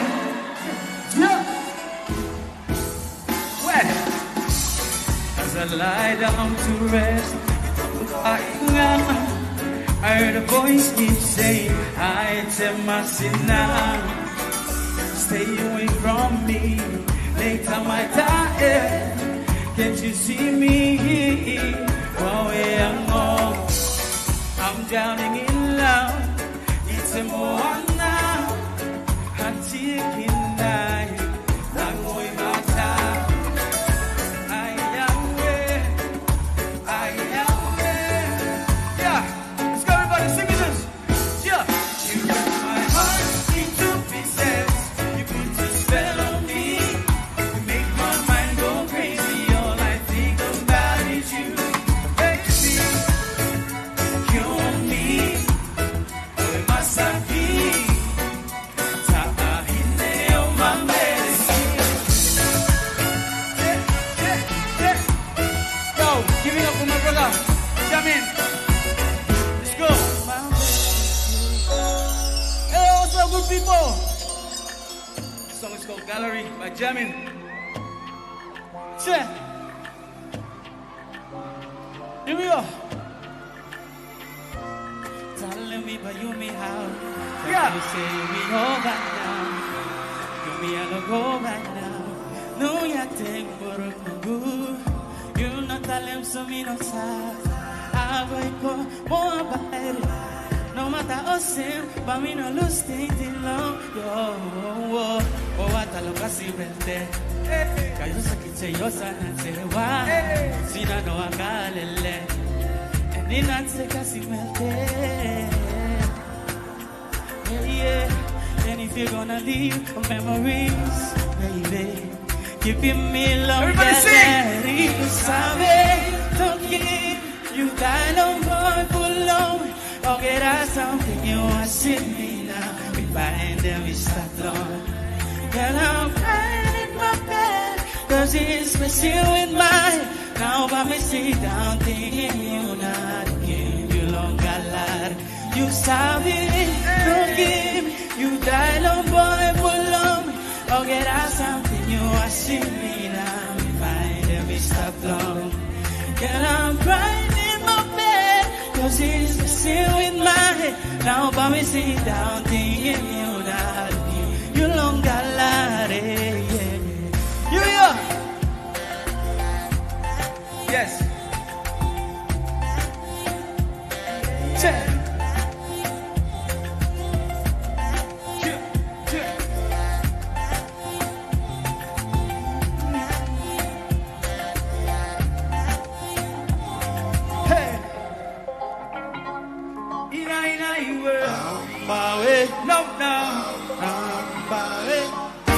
My lover,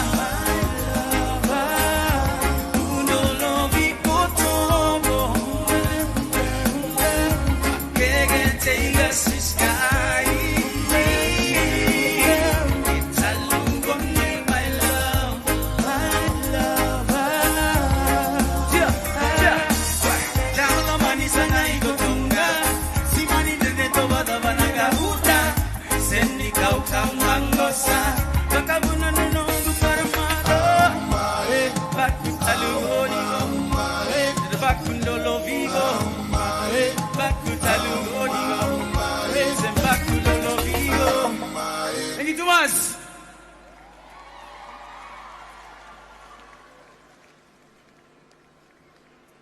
A round of applause for Jarboy and Jamin. Our next category is the traditionally inspired attire. And the traditionally inspired attire will also be followed by a question. We have 8 topics that reflect the issues in our Pacifica, and each contestant will pick their topic, and then they will answer the topic answer their question straight after their traditionally inspired attire performance.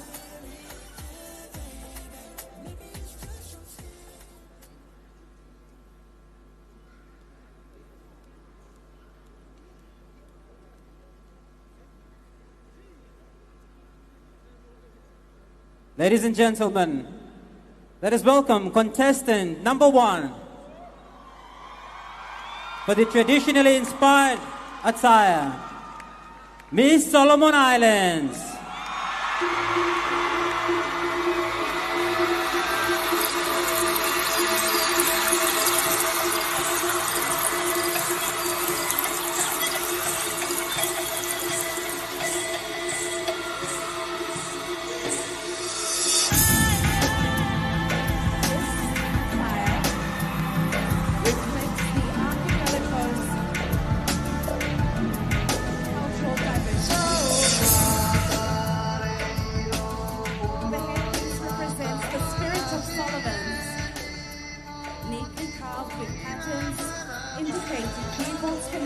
To the land and to the sea.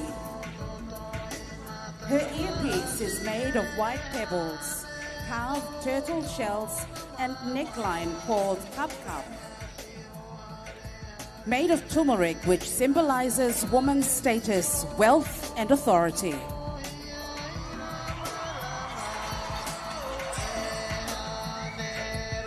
The yellow and orange colors symbolize strength, warmth, and creativity of island women. Hand-printed design on the front cape is the Onga Ana Bupulu, the northern star used to navigate. Back of her cape is a frigate bird, symbolizing good fortune. Her waist is adorned with patterns printed using tree carbon ink with limestone.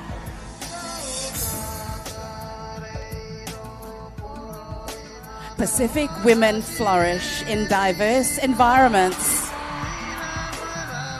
Like the varu flower, which speaks of our strength and resilience.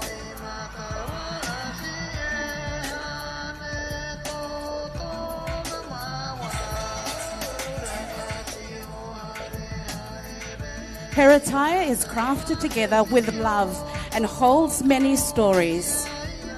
On her neckline, and hand-woven shell money from Malaita, and temahua from Temotu, representing the heritage of Melanesia.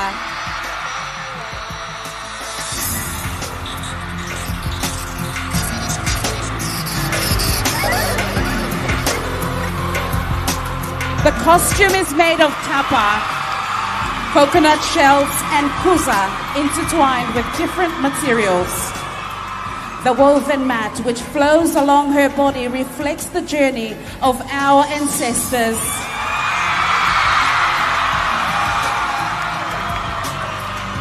An acknowledgement to the craftsmanship of our foremothers covering the Oceania who have kept our heritage alive through art and storytelling. As Pacific women, we are leaders in adversity. In times of conflict, we are peacemakers.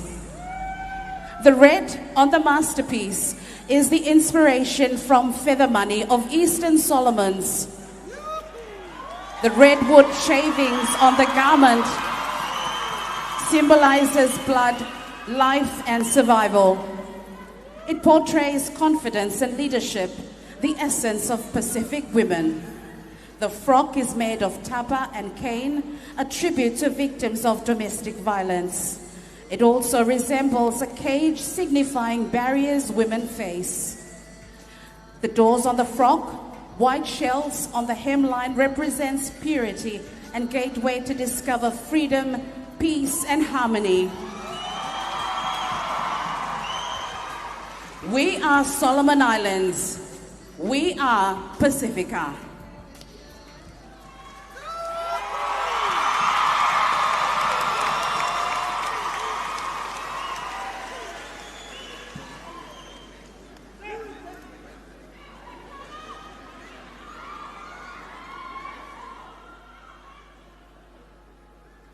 Contestant number 1, Miss Solomon Islands. Pick a question.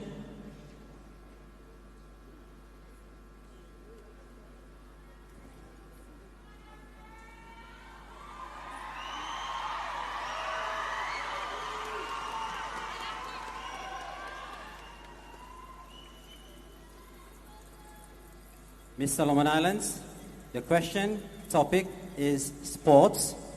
And your question is, how do you believe sports can help promote gender equality and empower women and girls in today's society?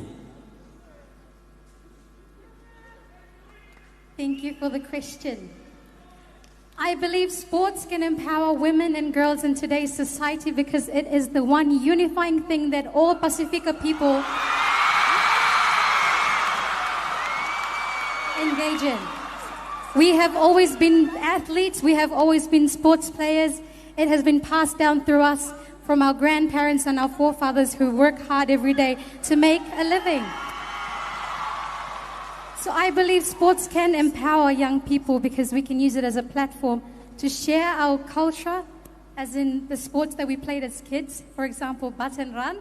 That was the sport I played back in primary school, which is a traditionally played sports that was inspired by cricket. And these are ways that we can share stories, talk to each other in our language, and empower one another as youth. Thank you so much for the question.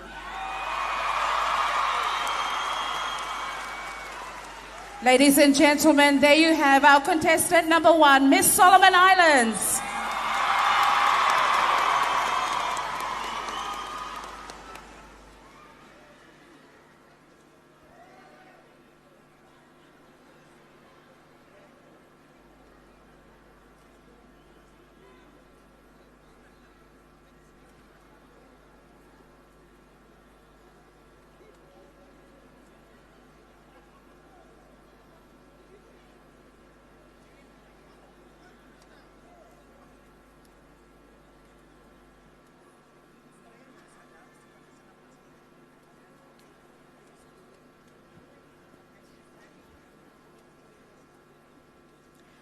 Ladies and gentlemen, we will welcome our next contestant. And welcome contestant number 2, Miss Samoa. Adorned in all the dignity of her traditionally inspired attire, Miss Samoa presents Litaiao Mataniu Whiangai Maleata, the arrival of and acceptance by our forebears of Christianity in Litara's humble village of Sapapali'i, Savai'i in 1830. It is testament to the foresight and visionary leadership of our ancestors who believed in the delicate and harmonious existence of Christianity and our Samoa. Depicted by the white isina and black fine mats, embellished with the pule shell, the Whianganga Sea, the covenant between Samoa and God, is well established, interwoven and protected by its living culture. Litara's message, through her traditionally inspired attire, is in order to overcome adversity, our Pacific people and leaders remain steadfast and hopeful, rooted in our faith, our cultural values, and the principles of God's unconditional love. Ladies and gentlemen, please make welcome Litaiao Mataniu Whiangai Maleata, Miss Samoa.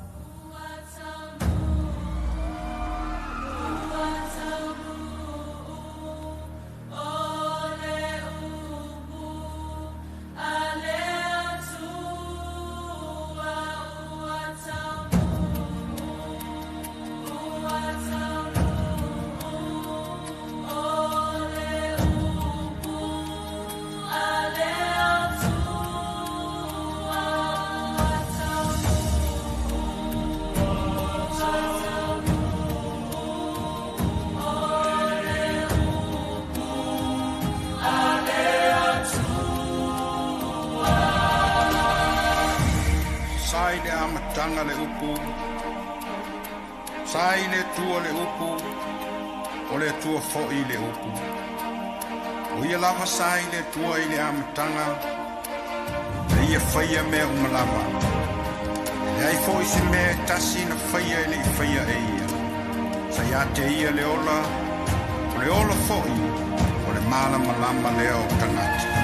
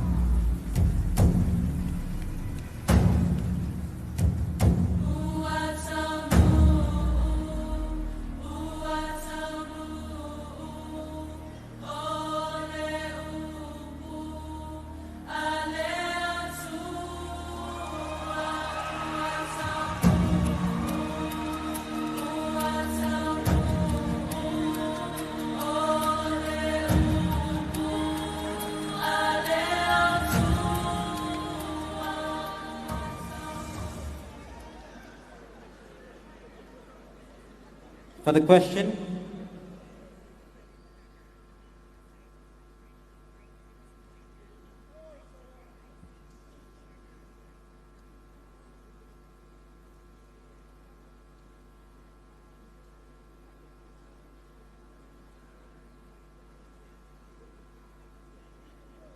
your question, Ms. Samoa, the topic is health. Mental health is seen as another prevalent health concern in the Pacific. It is a very sensitive issue due to pride, shame, and denial. How do you believe societal attitudes towards mental health can be improved?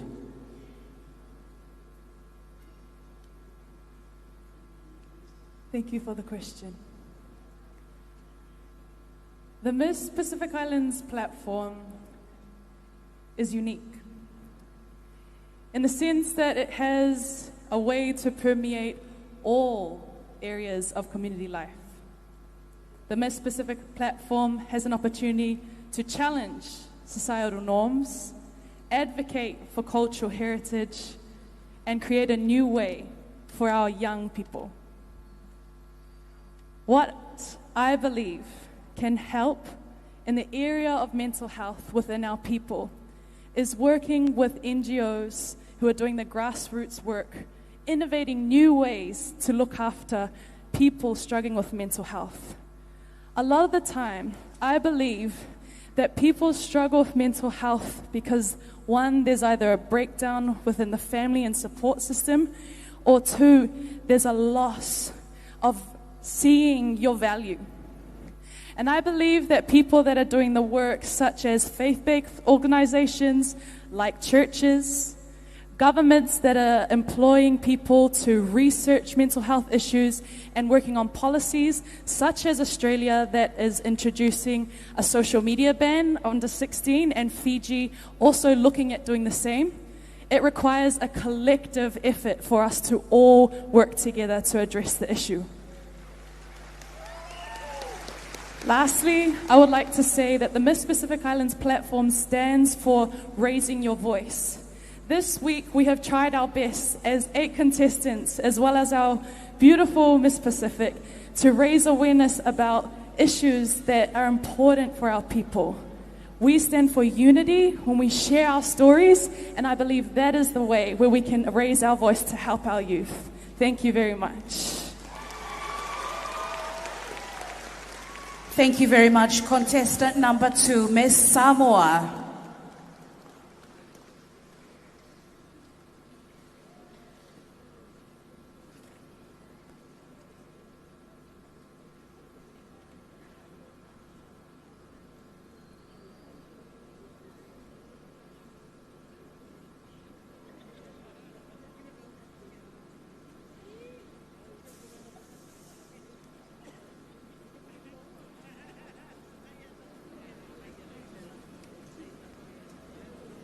Ladies and gentlemen, introducing contestant number 3, Miss Tonga.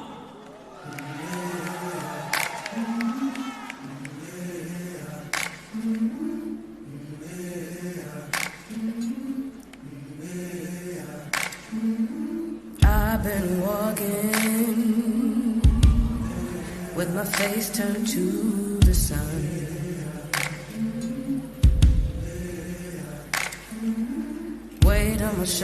Miss Tonga's cape is crafted from Ngatu Uli black tapa, encompassing her entire body, with coconut sinnets woven and tied around her neck, depicting Hikuleo, the goddess of Tonga, disguising her true identity as she makes her way out of Pulotu with her hook.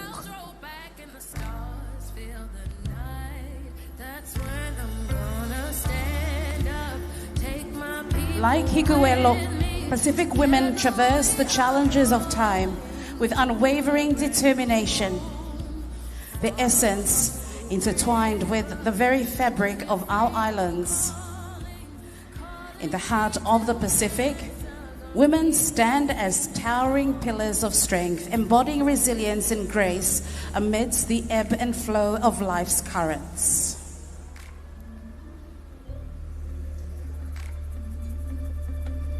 Her teki, the headpiece, features Tonga's coat of arms, symbolizing national pride and heritage.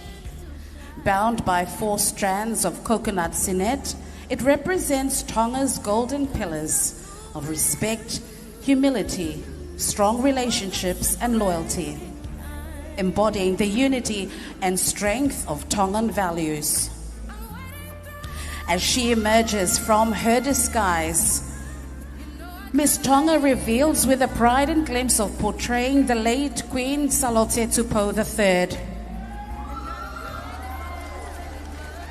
The top part of her ensemble is crafted from kie, a fine Tongan mat which symbolizes the late Queen's hope in preserving this traditional weaving practice and the resilience of Tongan women who still conserves this art. Her shawl features roses made from foul plant, representing the Tongan people, and like Queen Salote, Miss Tonga carries her nation with pride and grace. The final piece, inspired by the lupe, with an olive branch, represents God's peace and the promise of renewal. Her final attire is adorned with 5,000 pearls and 1,000 mother of pearl shells stitched into tapa and kie, symbolizing the diversity and unity of Tonga with other Pacific islands.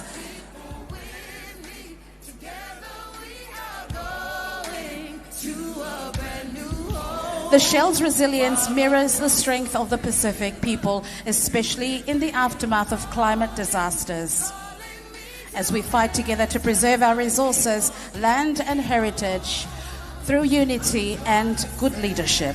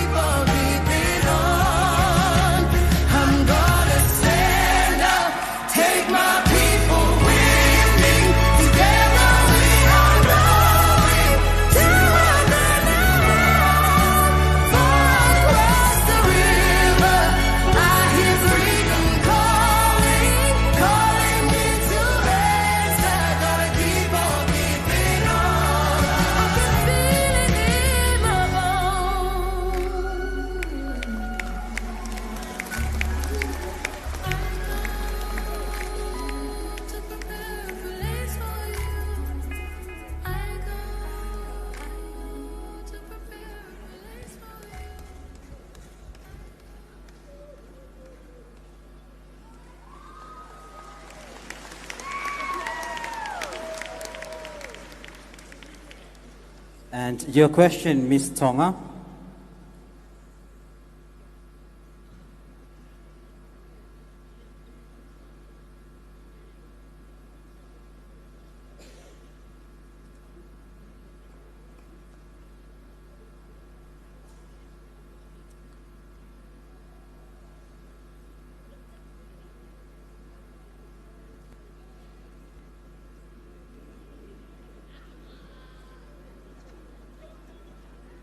Okay.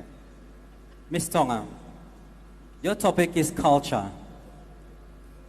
Some believe that younger generations are losing interest in traditional practices. If you are to be crowned as Miss Pacific Island, how can you reignite cultural appreciation among the youth? Thank you so much for the question. Culture is known as our own identity. It tells who we are to the world, that we are Pacific Islanders.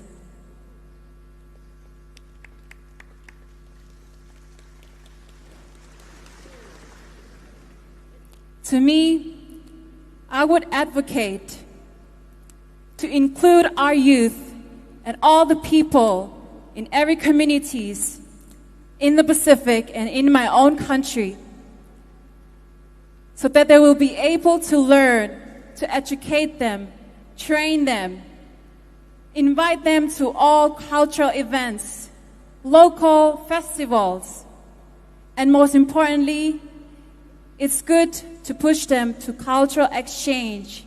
These will help them.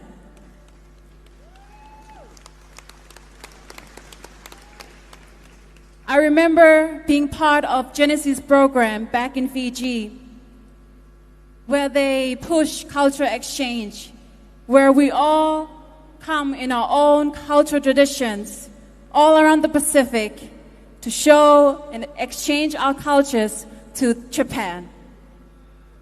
So therefore, my young generations, my youth, my women, everyone here in this room, don't forget where you come from. It is who we are.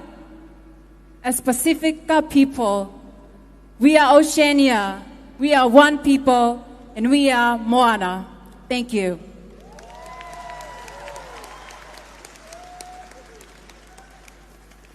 Thank you very much, contestant number 3, Miss Tonga.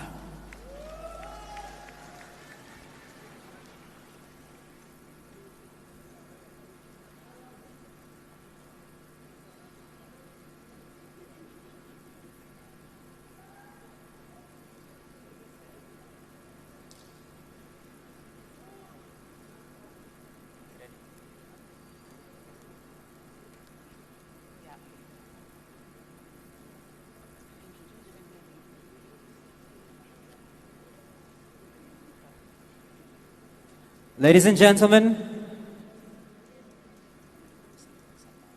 contestant number 4, Miss American Samoa.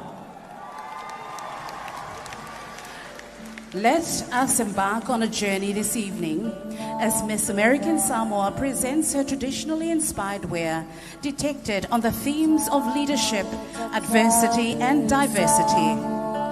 And that through ingenuity we preserve against any and all odds.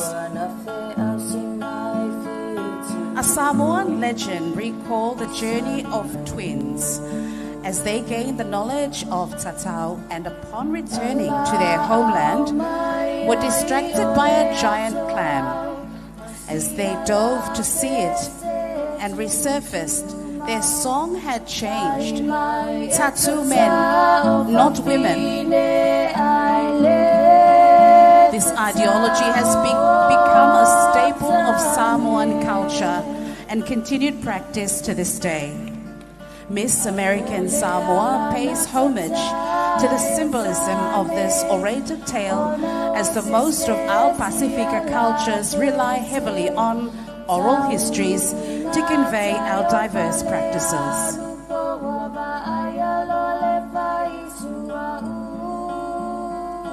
As she walks forward in a structural cocoon, embodying the birth or beginning, this garment is made entirely of woven bandana sleeves and printed mulberry bark laid around her as a form of protection. Her headpiece previews the legendary twins created entirely of palm fronds and sennet.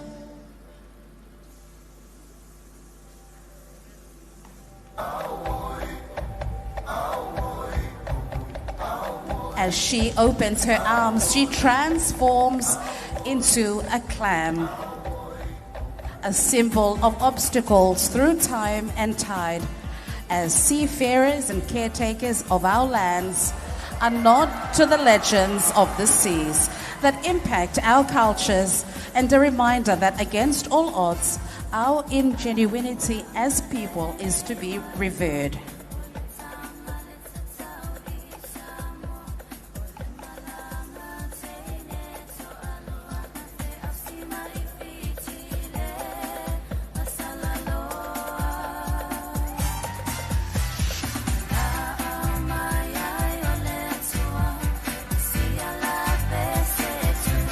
In her final look, Miss American Samoa displays a dramatically full-length gown made primarily of coconut sinnet, structured with a woven corset, bodice draped in hand, beaded red lopper seeds, crested with Samoan triller feathers sustainably harvested, and mother-of-pearl species.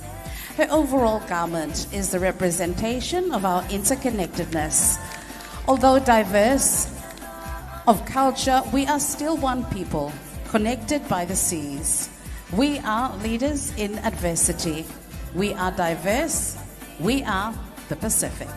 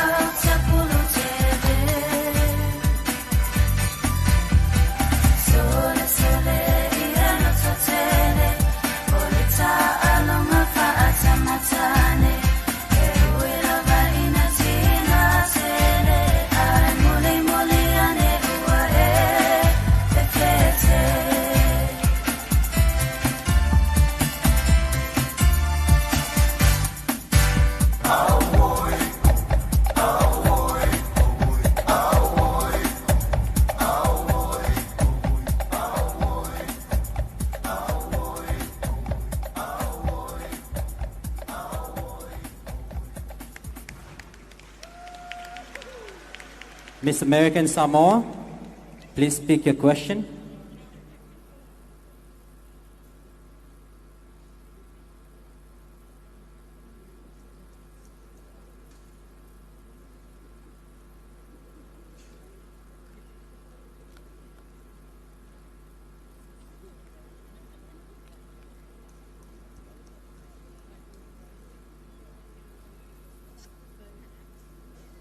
Miss American Samoa, your question topic is education.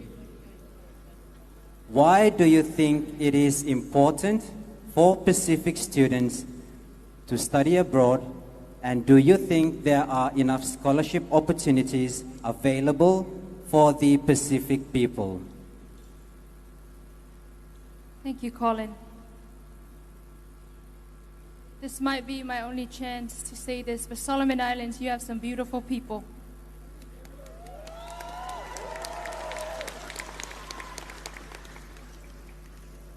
Do I think that there are enough scholarships available to Pacific students? Yes, but there could also always be more.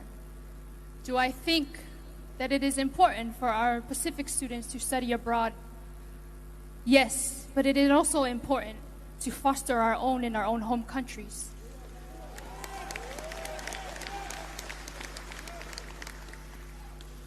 I believe that education is subjective to the person.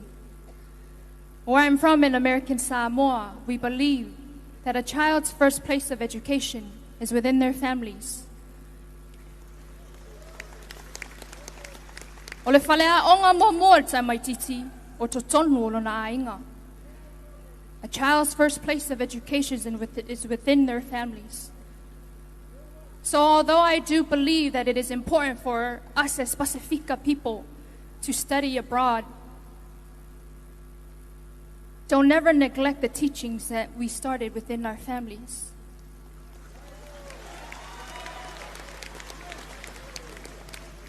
These teachings have carried me through my own adversities and has allowed for me to lead with humility, love, respect, compassion, and empathy for my people.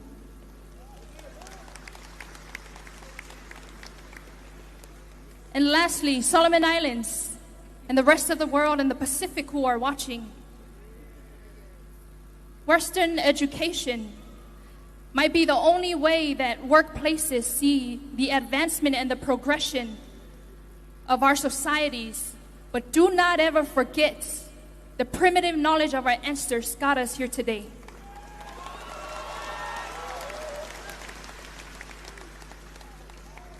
Your ancestors, my ancestors, they were voyagers. We can't get anywhere these days without a GPS, without technology. Can I get an amen? Our ancestors were so wise and so smart that they used the stars.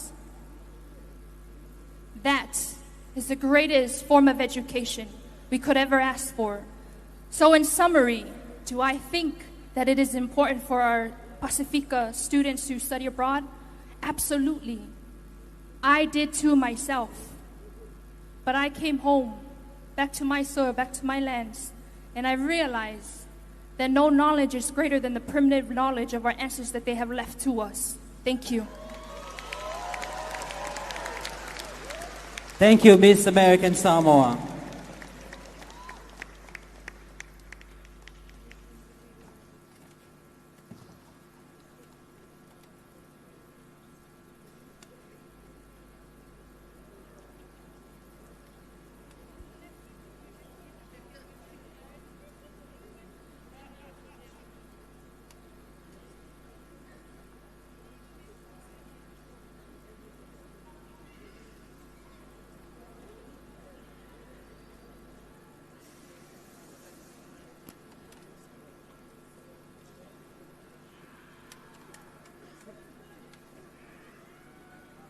Ladies and gentlemen, contestant number 5, Miss Kiribati.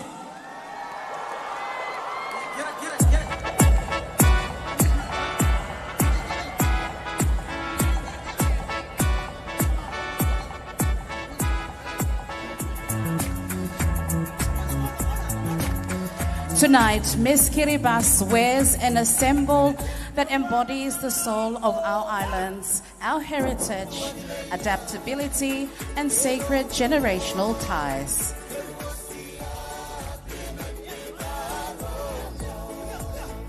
Every element is woven with tradition infused with the spirit of our ancestors. Atop her head, a majestic frigate bird, intricately crafted from pandanus leaves, soars with grace. The sacred bird, a symbol of leadership and freedom, rises above a gleaming mother-of-pearl sun.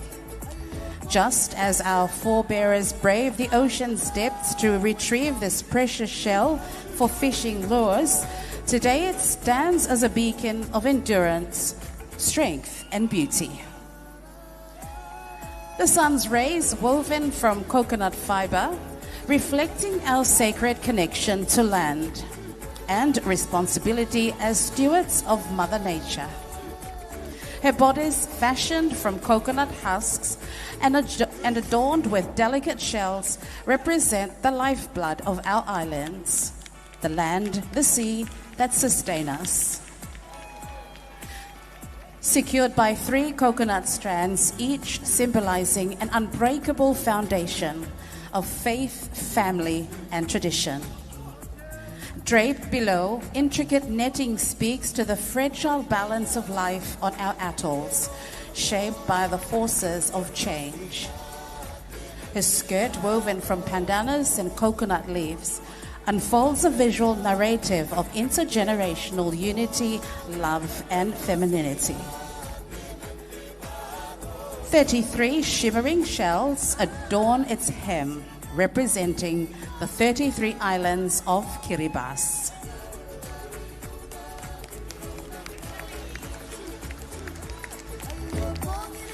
A coconut string belt embellished with a mother-of-pearl flower clinches the ensemble, an emblem of strength and grace of Kiribati women. In her hand, she wields a traditional staff lined with sharp teeth, a powerful symbol of fearless spirit of women, warriors within their homes, leaders in their communities, and champions on the world stage. This attire is a declaration of the time-tested Pacific women leadership that embraces diversity and rebounds gracefully after every adversity. Ladies and gentlemen, This is Kiribati. This is our Pacific, our identity. This is our legacy.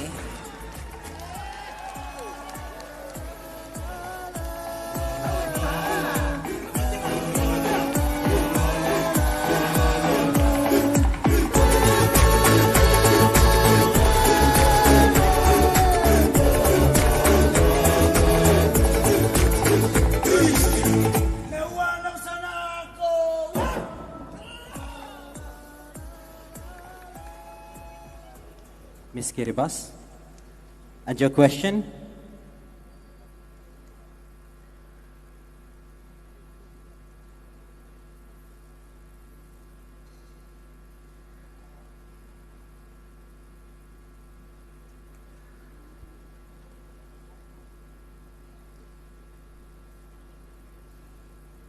Ms. Kiribati, your topic is environment and climate change. It is often said that lack of funding is another obstacle hindering our efforts to address the impacts of climate change in the Pacific. Ms. Kiribati, do you believe that the Pacific should demonstrate greater responsibility by reducing its reliance on external funding for climate change mitigation efforts, and how?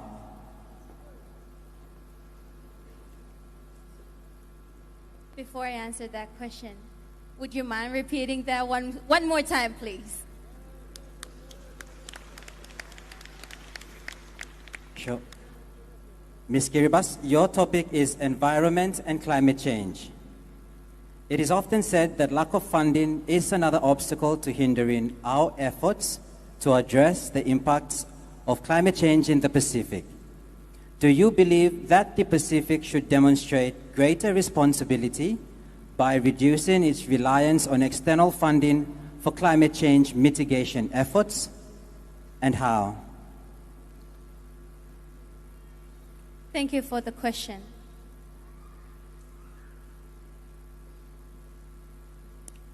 I believe that Pacific Islands should hold those who are responsible for climate change. Yes, we are resilient. Yes, we are strong. We are Pacifica. We got cultures. We got a way of life that has sustained us. But climate change, every one of us here is on the front line of climate change. Then why should we not get those who are responsible to provide, to assist in our mitigation efforts, in our adaptation methods?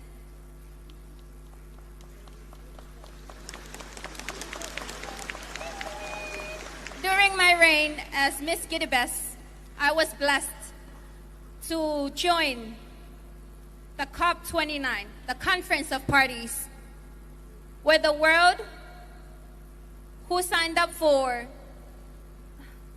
the Paris Agreement get to meet again. And this is where I understood the importance of climate funding, climate finance. If we use this well, from the COP29, although the results were a bit something to think about, there was something good that came out of it. And that was the amount of climate finance that the developed countries have agreed to assist the developing countries, especially us on the front lines of climate change, in our mitigation and adaptation methods. If we use this funding well, and we have better access to it, I believe we can continue to be more sustainable. Of course, our cultures, our way of life, our traditions have led us all here to be united on this platform. But it don't hurt to have the assistance of those who contributed more to the greenhouse emissions to take responsibility and assist us in our mitigations. Kiribati has a KV20, and we have been assisted well by the climate finance in mitigation efforts, although there is always room for improvement. Thank you. Thank you, Miss Kiribati. A round of applause for Miss Kiribati.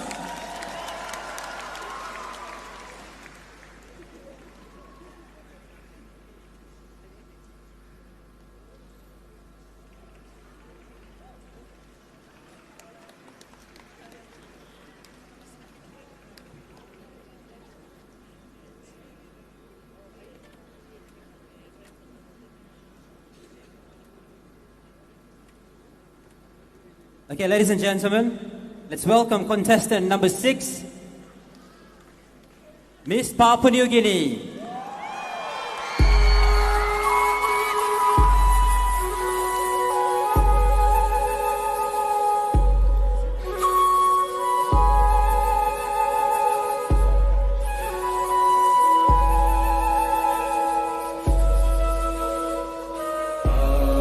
She is Papua New Guinea, a land of 1,000 tribes, united in diversity and bound by the unshakable values of family, tradition, and connection. Majestic and resilient, her beauty flows from the misty highland peaks to the turquoise waters of her islands, radiating the warmth and strength of her Pacific family. Her cape is a testament to honoring tradition, like the bilum woven by the hands of her women folks.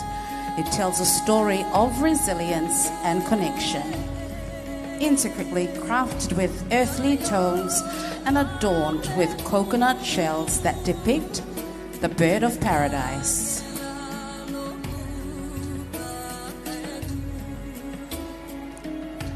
The raw bilum fiber represents the land's natural beauty, while the cape's design reflects the strength of her people.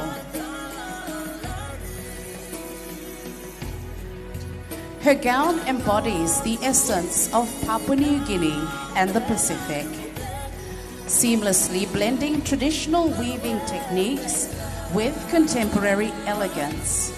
Its rich design transitions from dark to light tones, inspired by the feathers of the bird of paradise.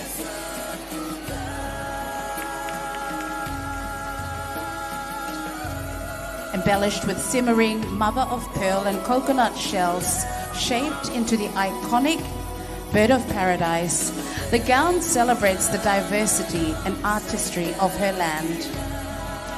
The blue of her gown represents her connection to the blue Pacific Ocean that connects her to her sisters, reaffirming the strength of the Pacific that lies in unity, respect, and shared culture and traditions. Fostering regional solidarity, crowning her is a headpiece that speaks to leadership and inclusivity.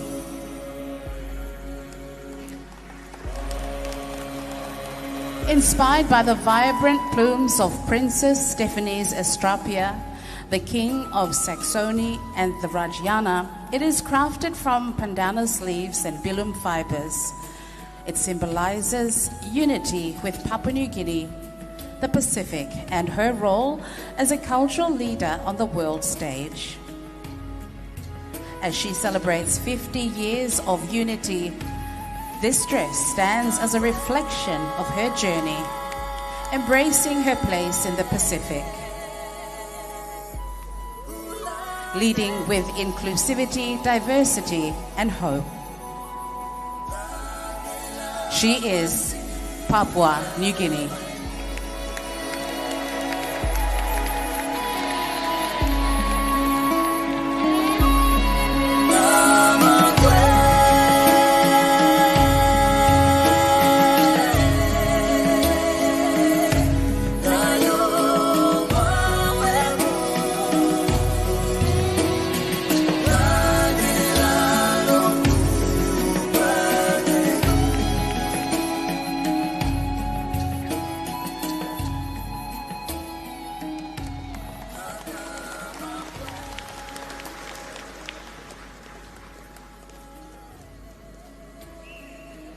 Miss Papua New Guinea, your question?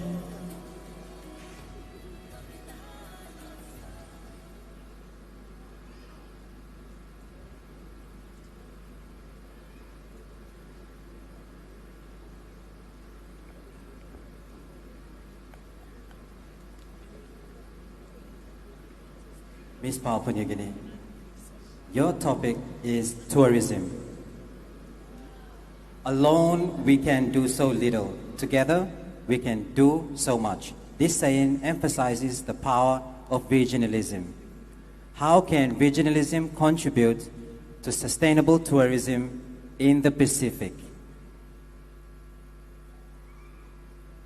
Thank you for your question. To repeat, how can regionalism contribute to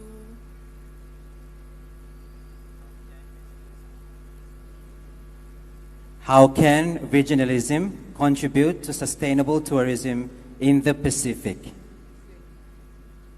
Thank you for your question. The Pacific region is blessed. We have an abundance of culture, diversity between all our islands, from Samoa to Tonga to my country of Papua New Guinea. It is important that as a region, we recognize the importance of sustainable tourism and the impacts it has on our people. I believe that together, our region should come together to promote sustainable tourism in order to preserve our cultures. Tourism is important. It promotes our people, our languages, our diverse cultures. But it is also important because it helps our people to understand their identity and what makes them unique in the world. That is why I believe that our people need to contribute to work together to promote sustainable tourism. Thank you.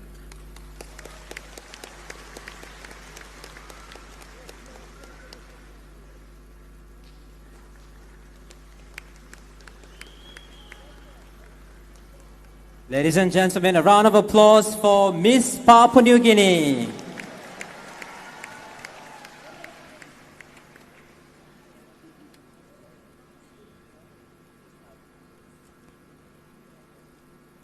Ladies and gentlemen, contestant number 7, Miss Nauru.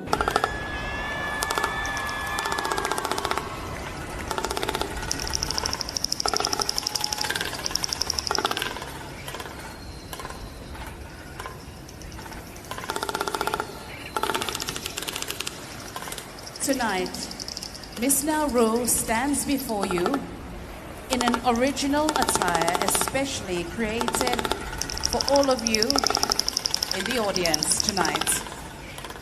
In the heart of the Pacific, on the island of Nauru, there exists a traditional dress known as the Heirloom of Resilience. This garment is more than just a beautiful creation. It is a profound symbol of leadership in adversity and the celebration of diversity. Miss Nauru's stunning headpiece, a dazzling representation of hand-woven majestic frigate birds crafted from vibrant pandanus leaves, showcasing the intricate craftsmanship that embodies the spirit of Nauru. Miss Nauru is wearing her handcrafted outer garment from softened and dried pandanus leaves. This exquisite garment pays homage to the rich Nauruan tradition of ikawada, also known as string figures. As she removes her outer garment, she reveals a stunning adornment made from intricately designed phosphate pieces. Each delicate piece of rock design is a powerful statement of our wealth. The attire flows gracefully as a tapestry of cultures representing the rich traditions of our Pacific nations. Each fold creates a powerful symphony of resilience. The attire further reveals vibrant and distinct birds, symbolizing the peaceful nature of Pacific Islanders and characteristics of each culture. It serves as a reminder that leadership involves lifting others and recognizing the contributions of everyone in the community. As we embrace the heirloom of resilience, let us remember adversity, our strength, our diversity, our power. Ladies and gentlemen, your contestant number 7, Miss Nauru.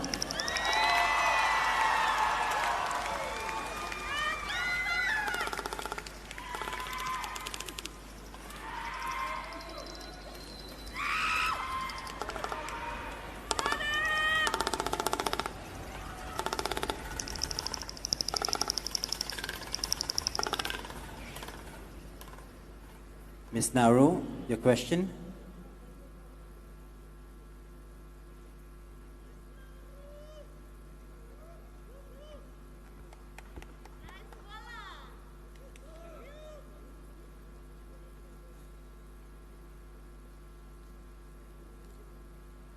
Miss Nauru, your topic is international relations. Why do you think it is important for the Pacific Island countries to have healthy international relations?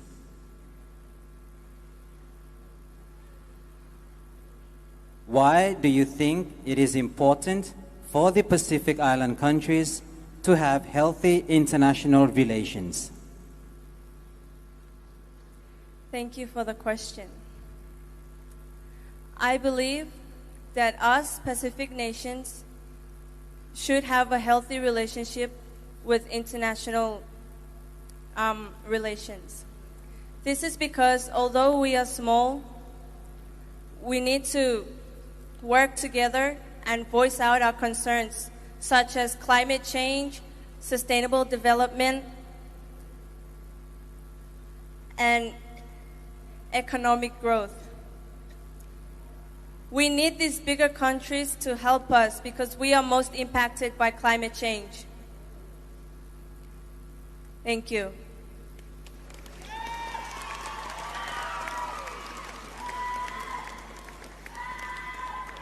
Ladies and gentlemen, contestant number 7, Miss Nauru.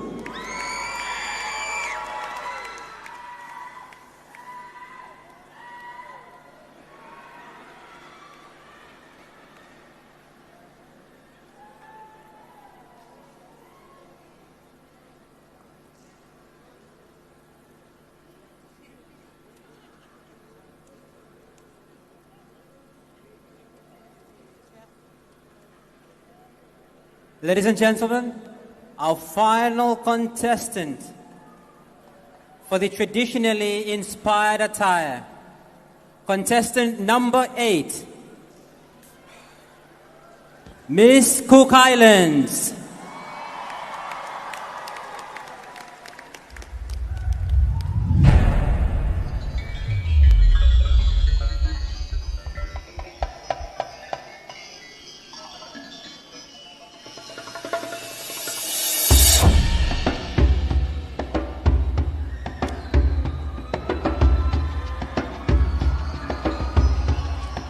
Tonight, Miss Cook Islands unveils a breathtaking tribute to Akamaro Kuraanga, the sacred chiefly investiture ceremony honoring the timeless significance of the ceremonial garment.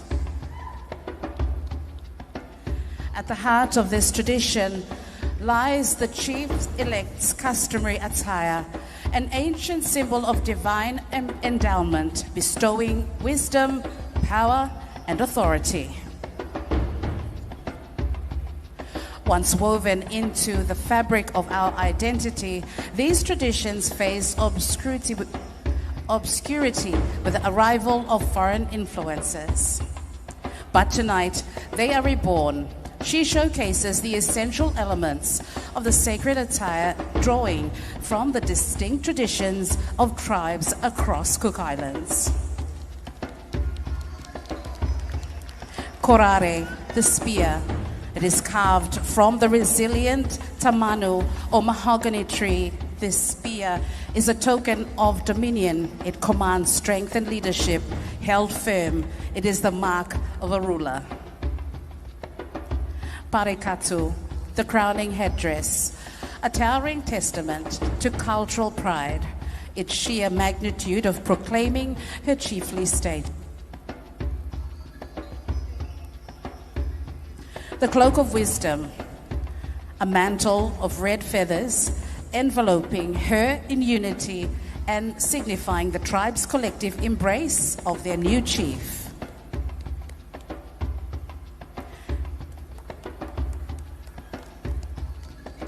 As the cloak is removed,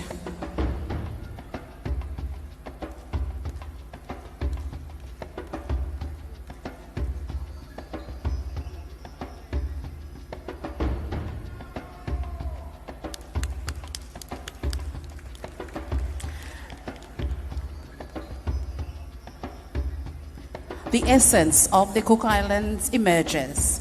The black pearl nestled among intricately carved mother of pearl.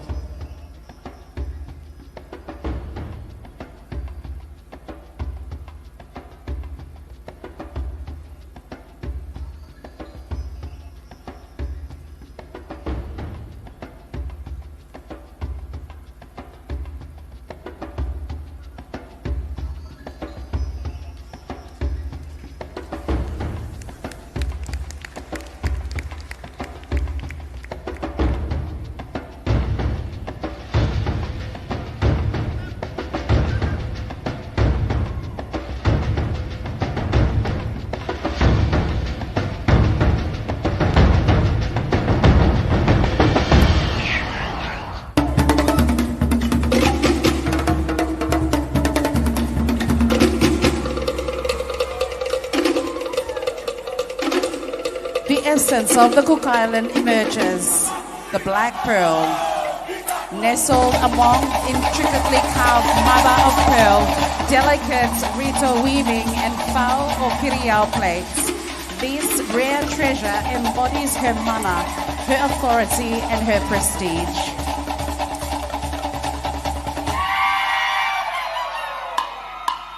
Rito shawl, a woven from the finest young coconut frond fibers, a symbol of many dedicated hands and weavers of the woman of Tonga Reva, Manihiki and Rakahanga, as a celebration of hierarchy. Papa and Titi, the bodice, a crafted homage to the strength and elegance of Cook Island women. Alas, the ascension of Au Ariki Vaine.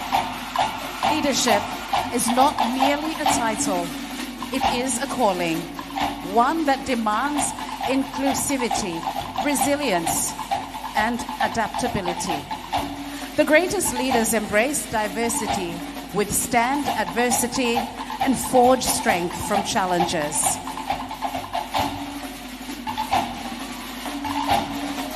Tonight, we celebrate not just a queen, but a legacy.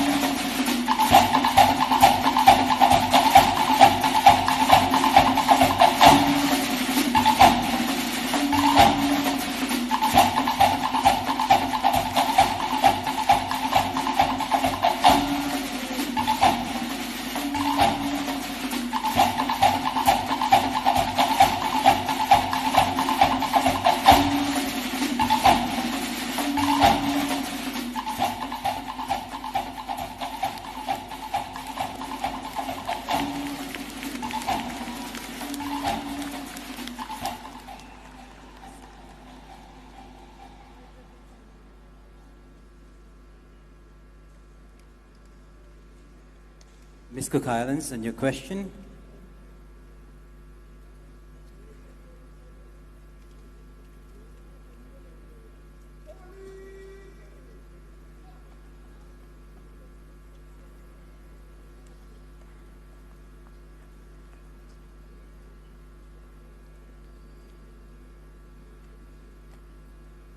Ms. Cook Islands, your topic is social economic issues.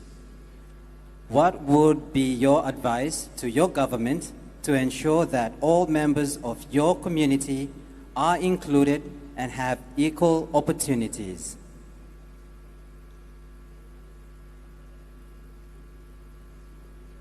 Thank you for the question. I strongly believe that in this platform of the Miss Pacific Islands or the Miss Cook Islands platform, I would utilize it for the youth and the voices of our people to working alongside the government and making sure that we can invest in utilizing renewable energy like solar system or renewable power like wind power. Using this type of platform, we can get a message across to the whole world, not just our community, but every voice will be heard. I would leave you with the scripture for today from Philippians 4, verse 13. I can do all things through Christ who strengthens me. Me taki atu paka, kia orana e ke manuia.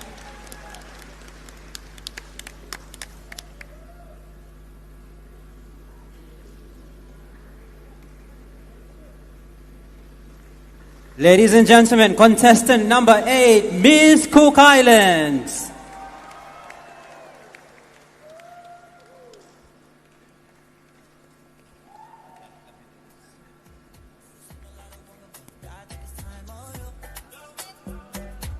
And we will once again welcome all contestants onto the stage for one final look at the traditionally inspired costumes. We would like to call back our lovely contestants onto the stage.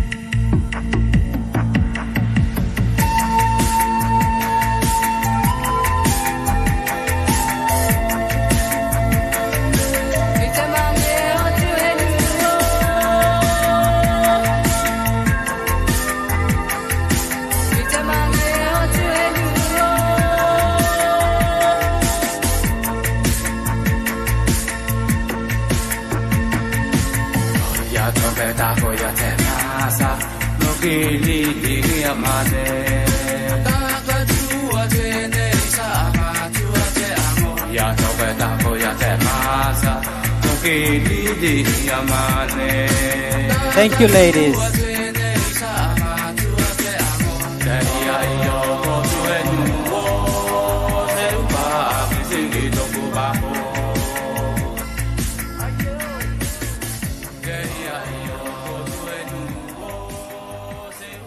Ladies and gentlemen, and that concludes the traditionally inspired attire and interview categories for tonight.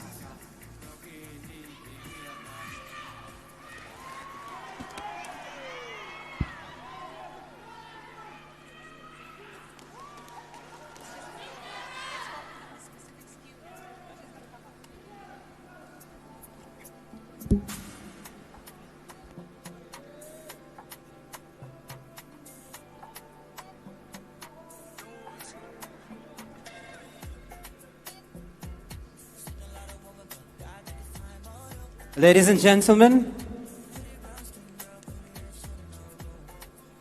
after a year of carrying the title of Miss Pacific Islands with grace and humility, our reigning Miss Pacific Islands, Moe Moana, will tonight conclude her reign and pass on the crown to our new on the next Miss Pacific Islands.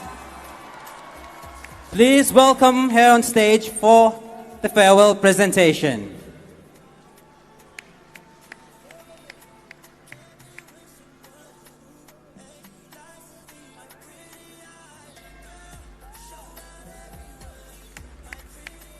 Hello, talofa, kia orana, mahalo elelei, eka moiramo, Maori, and all the warmest Pacific greetings. Glory to God for the blessings bestowed upon us to be here together to unite and to celebrate our Pacific cultures. This is a very special moment for all of us and especially myself. I humbly pay respects to the traditional owners of this land that we are on, here in Solomon Islands, the Guadalcanal people, and I pay my respects to their elders, past, present, and emerging, and the vibrant youth that are here in Guadalcanal. To the Honorable Prime Minister of the Solomon Islands, honorable ministers, esteemed guests, and all of our people gathered here today, I wish you all the warmest greetings, my Pacific family. There are millions of moments that I look back on in my reign as Miss Pacific Islands, and I thought I would share a few with you. As Miss Pacific Islands, I spent time recently on one of the most smallest and most remote atolls in our Pacific region, and that was in Wache in the Marshall Islands. From above, you would see no big buildings or houses, just coconut trees, the vast ocean, and a very narrow strip of land. When we arrived, the whole entire island, they made a long line. And as custom goes, when greeting each and every one of them, they either gifted me a flower that they made themselves or a flower that they took from their hair and gave to me. They gave everything they had so willingly with no hesitation. The irony was I only owned one flower like this prior to this day, one that I brought at the Festival of Pacific Arts in Hawaii, and I treasured it. But that day, I found myself in the land infamous for their Wache roses, made from only coconut leaf and wire. Copper wire that was dug up from the remnants of the war, when Wache was used as a military sea base. I received over 100 Wache roses that day, a mountain of beautifully and intricately made flowers that are just made from our very land. These women who made these flowers transformed a tragedy of war into something beautiful that they now make livelihoods for their family. In Kiribati, prior to my landing, they said that there was a long drought. But the day that I arrived, they said it was like the heavens opened up and the rain poured down. I was told from the moment that I landed that rain was a blessing, and so many Kiribati people were coming to me and saying, "Wow, Moana, the spirit of our islands must love you because it rained. Finally, it rained." These are just moments where you feel that connection, even though it's not your home or a place of belonging, you feel that you're at home, that instant connection. I have had the opportunity as Miss Pacific Islands to sit at the feet of the people and learn from wisdom of many traditional leaders, such as High Chief Ratu Rakambau in Fiji, matriarchs in Palau, Her Royal Highness Princess Angelica Latui Fuipeka Tukuaho of Tonga, paramount chiefs in Samoa, and also the now Māori Queen, Ngā Waihono i te Pō. I have been able to sit at conference tables with world leaders and Pacific leaders, and I've met people from all corners of our region at the Festival of Pacific Arts in Hawaii. My point is that what I know about this platform, the Miss Pacific Islands, is that it is a divine calling. A calling to lead and serve your people. And it's not just to love and lead and serve the people that are connected to you by blood or by island, but by ocean. The people that are connected to you by the largest ocean in the world. In the Pacific, we are so blessed because we understand that the heavens, the land, the sea speaks to us. We know as Pacific people that the Pacific is not just the beauty that we see with our eyes, but it is what is felt in the heart the soul and the spirit. I feel a type of a nostalgia, especially coming here to the Solomon Islands. I feel a connection as if I am retracing where my ancestors once came and traversed the sea to. I feel that I am walking in their path, and that is so special to me, and I am so grateful for the opportunity to be in this position.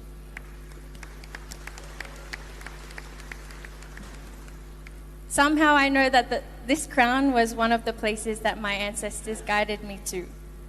And I urge you all here, one soul water, moana Pasifika, no matter how restless the world may become, never lose the essence of who we are. Stay united, stick together. We need more events like this, like Pacific Games, like Pacific Forums and Miss Pacific Islands Pageant, for us to have the opportunity to learn from one another so that we can have the opportunity to build and reach our full potential. Tonight is about sharing everything, all the beauty, inner beauty, outer beauty that makes us Pacific people. It's about uplifting our Pacific women, uplifting our environment, our land, sea, and skies, and our stories. I have seen many parts of the Pacific that sometimes to other people would be hopeless. However, there is too much good in our region. There is too much resilience to ever lose hope. The future of the Pacific also does not rest on one person, leader or messiah, with a great vision to show us the way. It requires the evolution of all of us, of a new collective vision. It is about embracing the interconnectedness of our cultures so that we can change the course of history, so that we can build a better Pasifika. We should face the future with this light and this vision. And when world leaders in the West disregard our call for action on climate change or sovereignty or getting our land back, we must not squander our energy by losing hope. The old sometimes has to fall apart so that things can fall into place. Instead, we should keep standing for our ways, our Pacific ways, our values, our morals, our traditions. The traditions of freedom, justice, love, and service to one another. Because it is when we achieve this through the power of being together that we can unite and not be controlled by the segregation that we have from one another by ocean, because our oceans are our pathways to each other. Maybe when we see, remember, and awaken to who we truly are, Pacific Islanders can move to the collective vision from just surviving to thriving. It's then that we can emerge into our true nature and fully access our capacity as Pacific people to love, to serve, and to take care of each other and the earth. Thank you to my loving, humble, and supportive parents, Mary Jane and Fred Schwenke, my backbone for everything, as well as my siblings, my grandmas, aunties, uncles, and all of the people that became like family to me in this journey. There are hundreds of people to name, but I just want you to know that I am so grateful. Thank you to the government of Samoa and to all the governments in the Pacific for always welcoming me with open arms. Thank you to the visionary and creative people a part of my team, specifically the lead media, Aaron, for capturing all of the videos throughout my reign as Miss Pacific. Thank you to the businesses and the artists and the youth that continue to uplift me throughout my reign. I wish my sisters, our women warriors and cultural custodians all the best for this pageant. They have made me so proud throughout the 1 week together, and I'm going to miss them dearly. And lastly, my performance today, I'll be joined by DC Reformist, also known as Dreamcast Studios. They are from Honiara, Solomon Islands, and I was only introduced to them last night, and we were able to bring something together to really showcase the brilliance and creativity that is here in the Solomon Islands.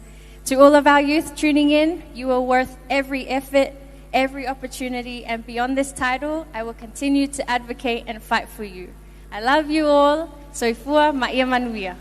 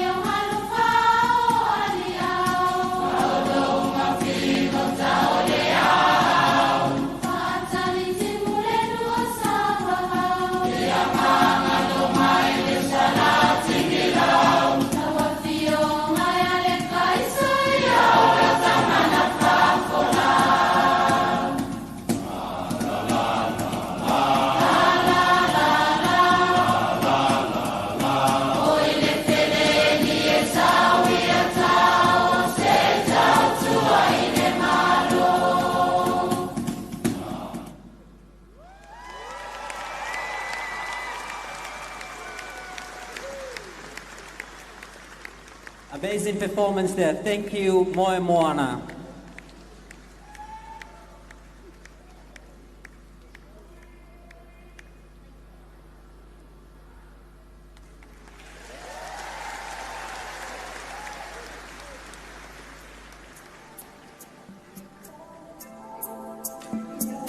Ladies and gentlemen, up next is the presentation of special awards and the main prizes.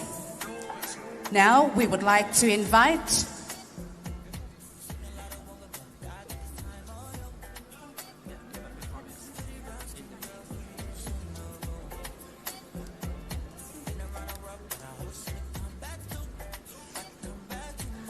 Okay, well, apologies for that. I think our results for the prizes is still being looked at. We don't have the final awards here, but while waiting and before we call back our contestants for the final look, I think we'll just have to go for another break with entertainment, and then we'll be back with the presentation of special awards.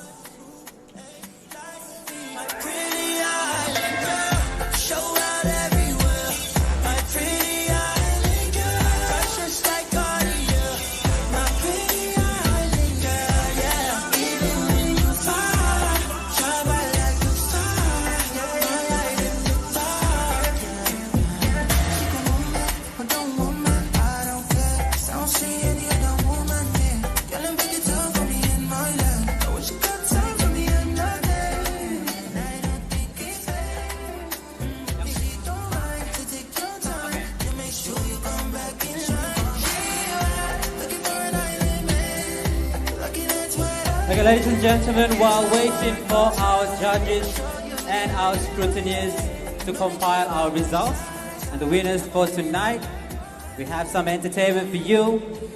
While waiting for our esteemed judges and scrutineers to provide us with the results for tonight's Miss Pacific Islands pageant. In the meantime, ladies and gentlemen, put your hands together for young Davy. One. Step one.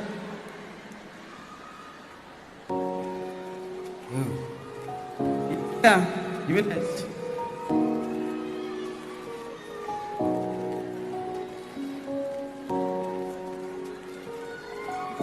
Be set.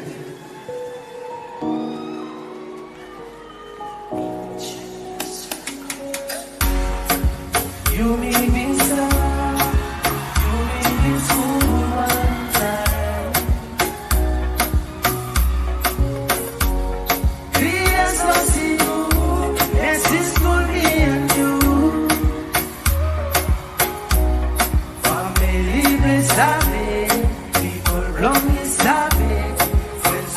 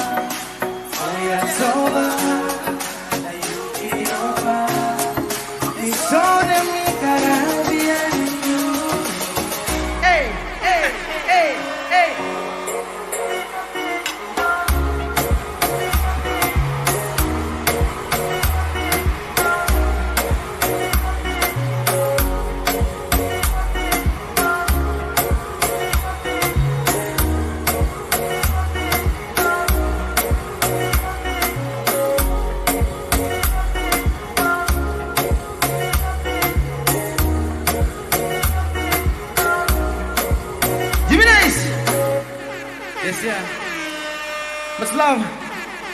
Here we go, DJ. Tonight it's all about happiness. Hey! Hey!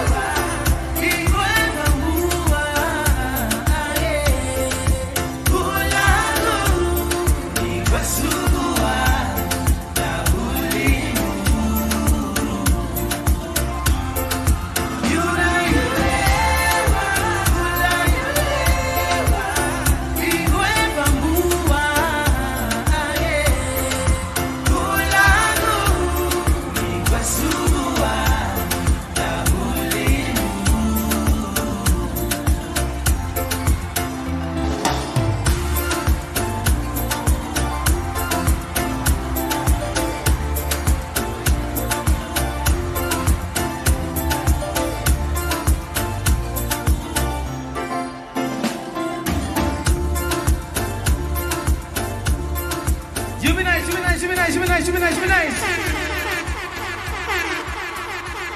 Let's love family, Manta family. You said. You still go. You still go.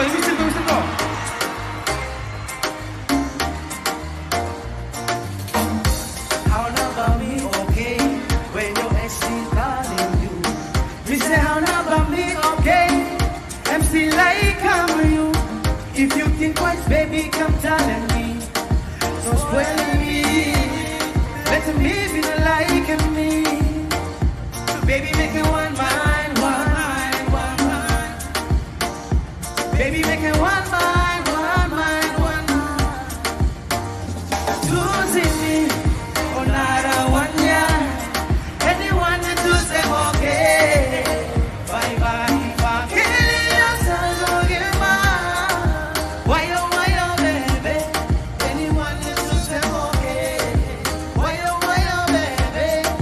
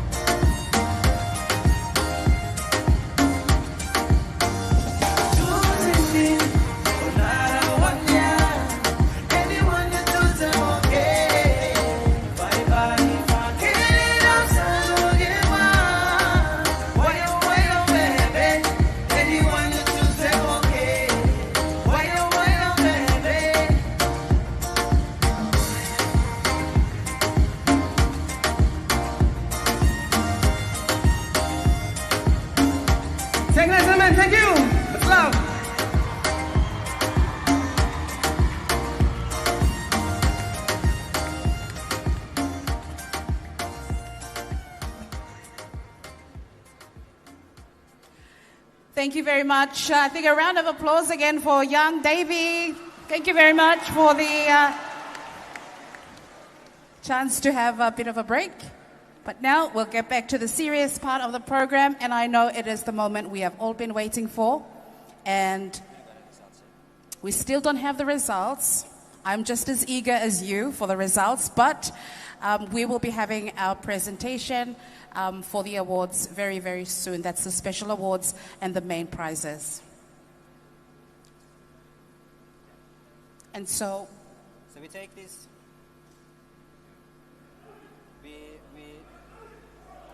So we take this opportunity to thank all our wonderful sponsors for their support, and I call upon Miss Solomon Islands Pageant Director, Miss Joyce Conophilia, to come up.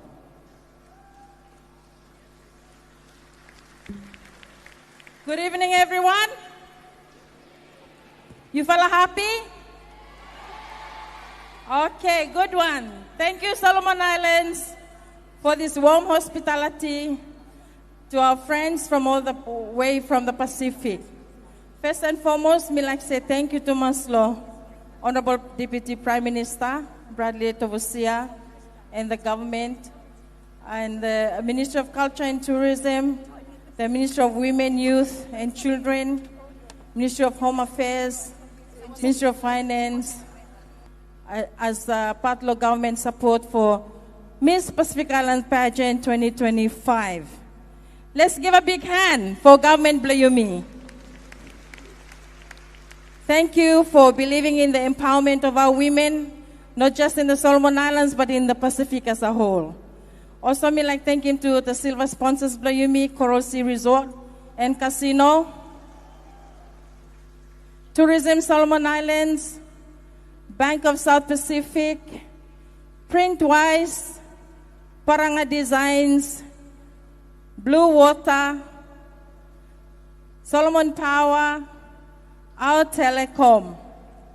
You may thank him every supporters blame me where the supporting me fala come all throughout the journey, where me fala come through him no easy. And for this size of an event is really not an easy thing for us to do.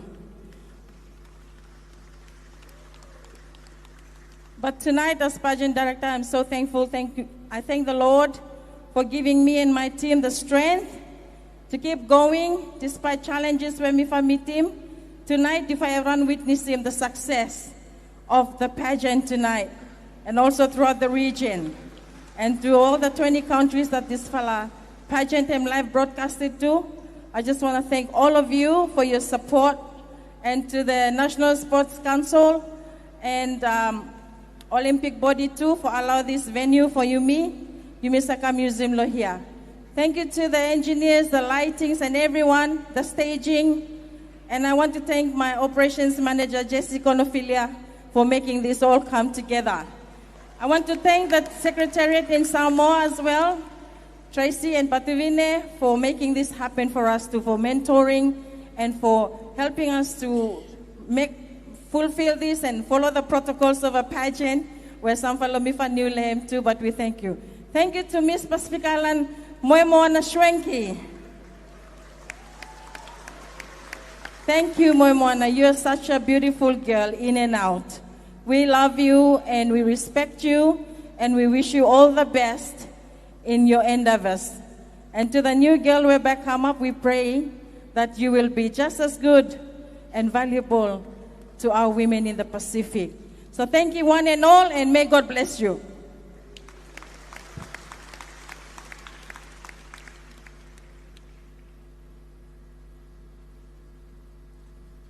Thank you so much, Solomon Islands Pageant Director, Ms. Joyce Conophilia.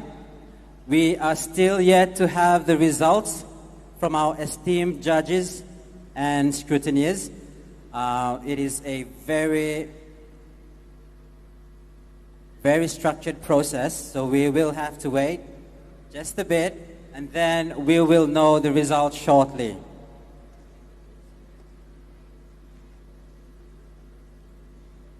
But in the meantime, we will have video highlights from a spectacular week here in Honiara for our Miss Pacific Islands pageants.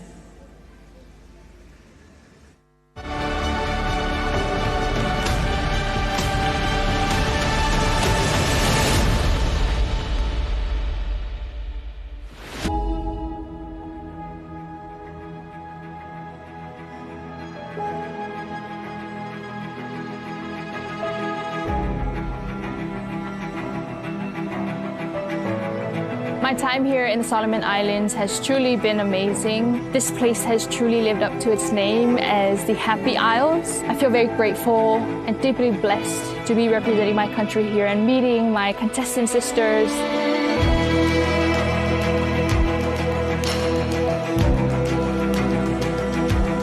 We had the privilege of visiting quite a few of our public institutions, and these visits have been very insightful, and it's more meaningful that I get to do it with 7 other beautiful sisters from the Pacific.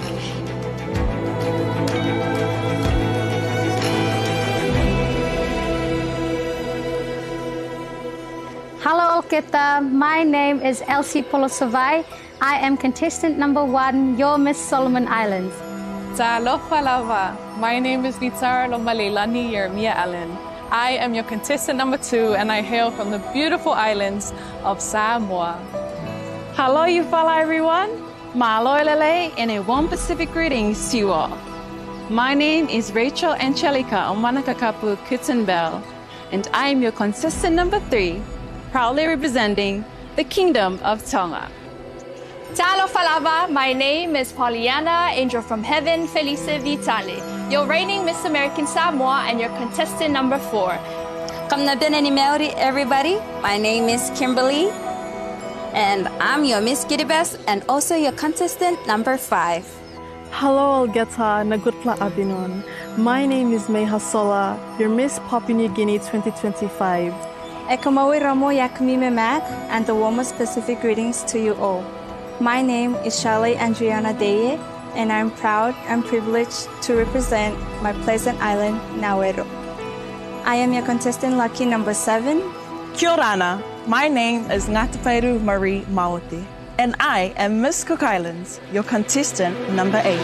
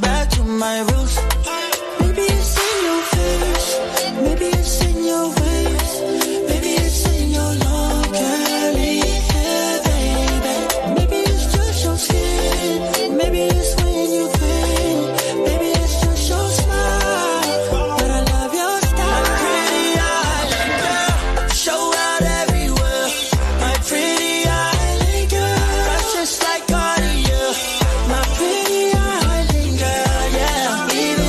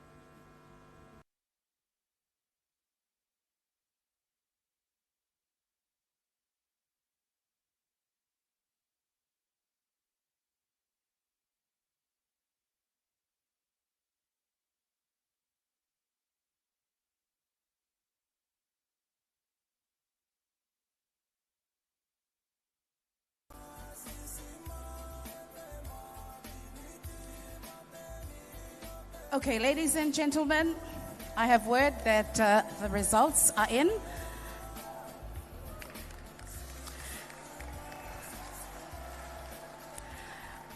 So very soon we'll have the presentation of the special awards and the main prizes. But for now, I wish to invite our beautiful 8 contestants back on stage. Ladies and gentlemen, please give them a round of applause.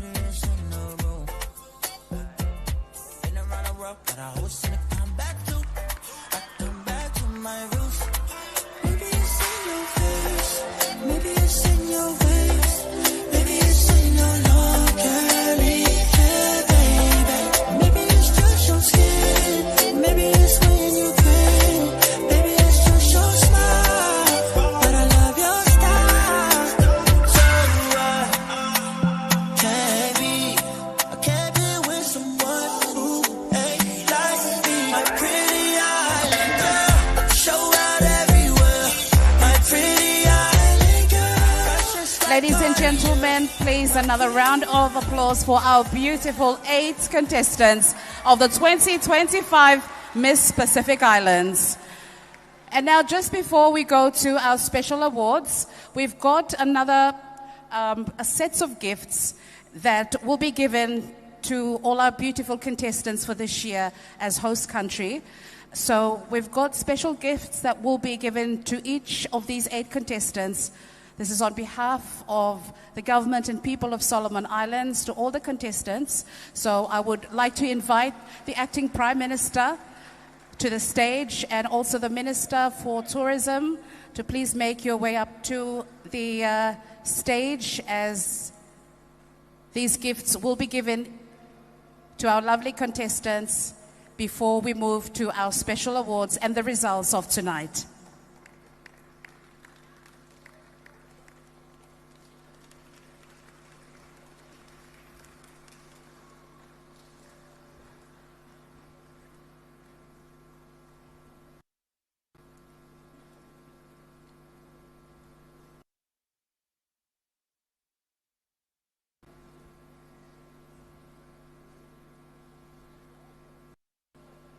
Ladies and gentlemen, the acting Prime Minister, can we have a round of applause, please, who will be making a presentation with individual gifts to our 8 contestants, also joined with the lovely Minister for Tourism.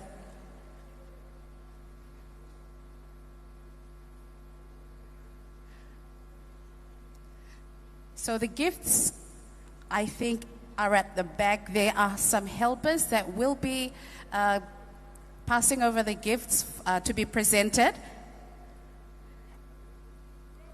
And we will start from the contestant number 1.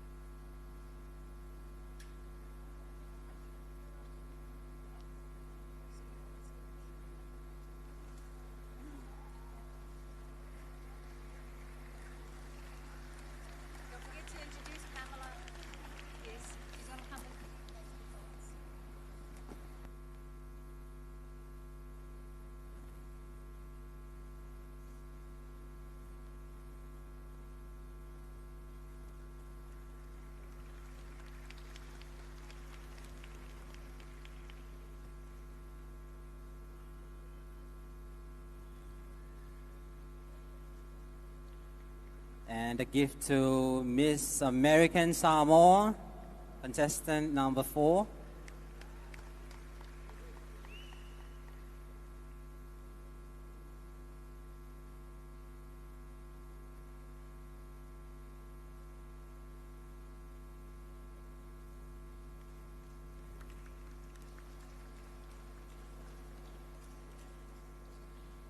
And a gift to contestant number 5, Miss Kiribati.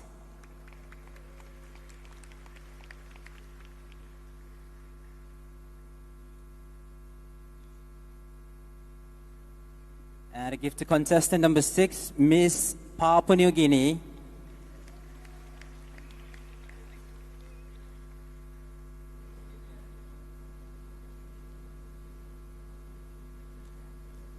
Contestant number 7, Miss Nauru.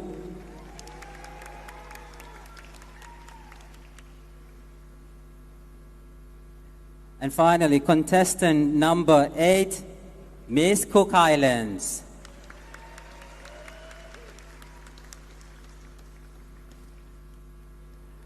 Thank you so much.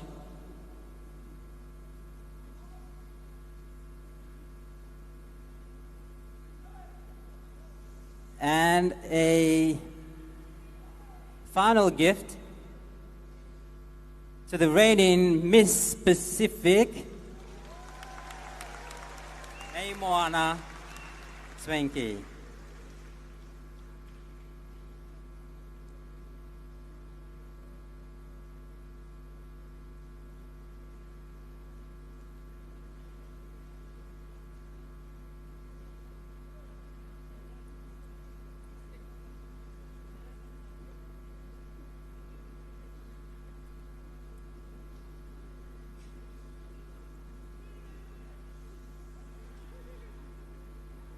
Ladies and gentlemen, a round of applause.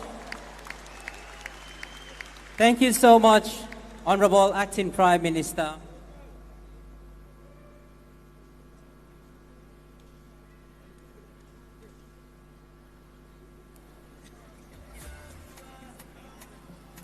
Ladies and gentlemen, it is now time for our results, which I would invite one of the scrutineers who would come up to the podium that we're standing on here and to give the results.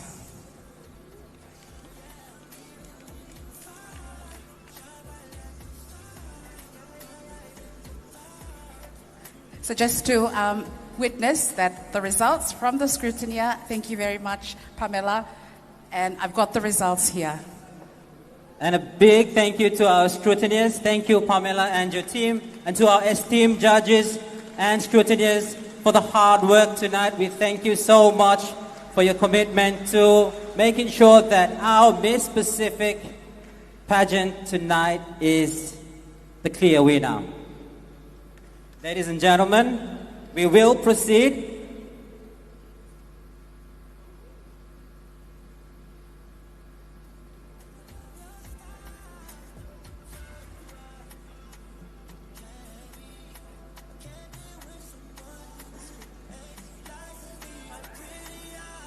So we begin with the special awards for the costumes and design.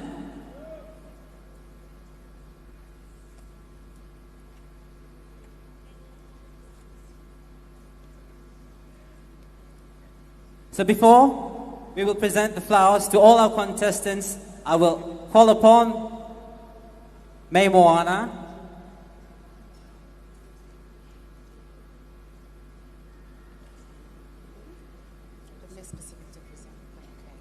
the current Miss Pacific, to present the flowers to our contestants.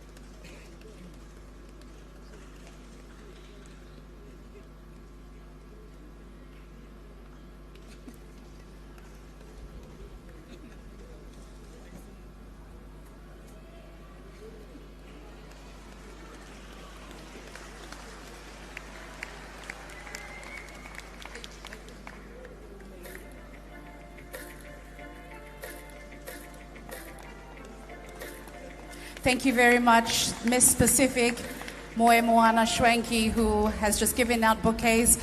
Very soon, from any moment from now, will be passing on the crown to the new Miss Pacific 2025.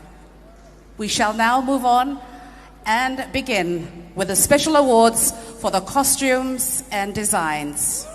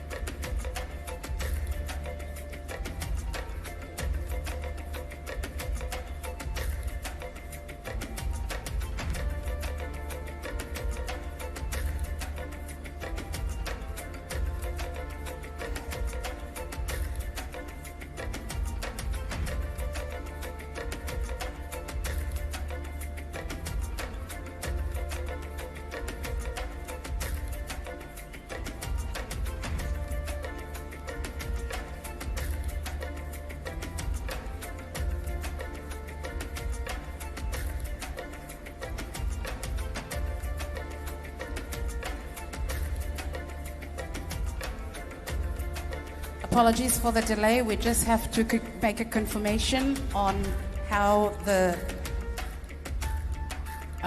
points were given with the score sheet, and then we will soon announce the winner of the first special award.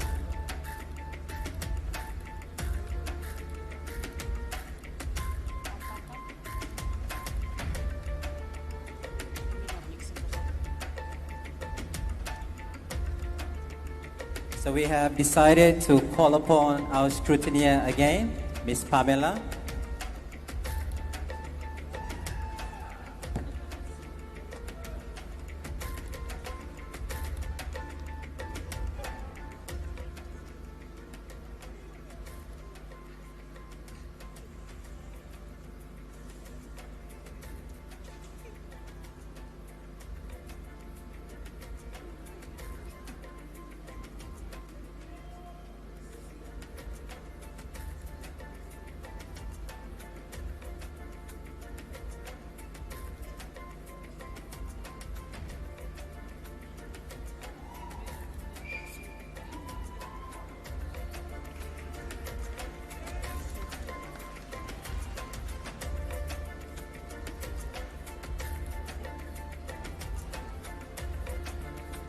Ladies and gentlemen, we have a clear winner for the traditionally inspired attire.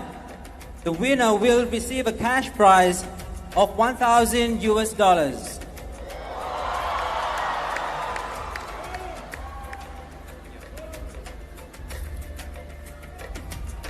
And the best traditionally inspired attire goes to contestant number 3, Miss Tonga.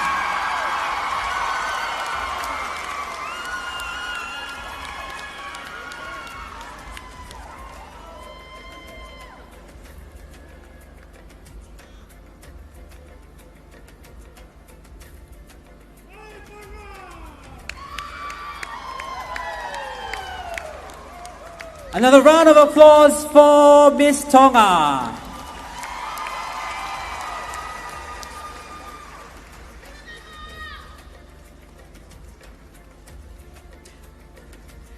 Our next special award is the best sarong, and will receive a cash prize of $350.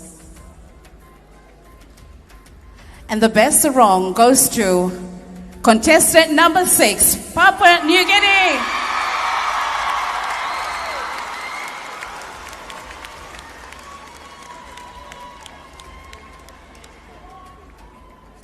The Best Sarong Award is sponsored by Genesis Catering. A big thank you to Jensis Catering. Thank you so much.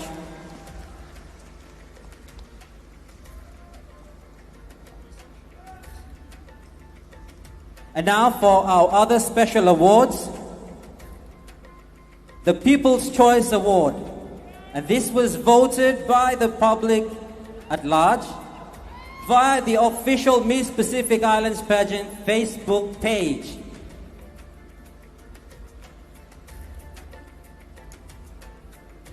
The People's Choice Award winner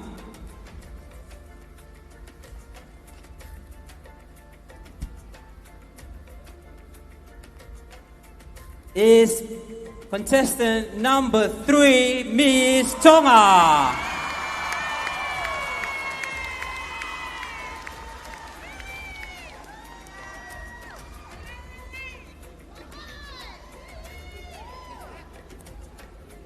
The People's Choice Award is proudly sponsored by Tourism Solomons. A big round of applause to Tourism Solomons.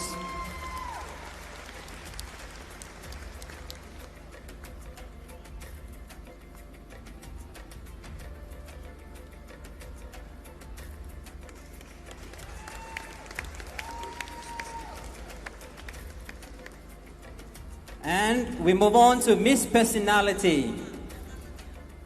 Miss Personality was voted by the contestants themselves, and she will receive a cash prize of $400.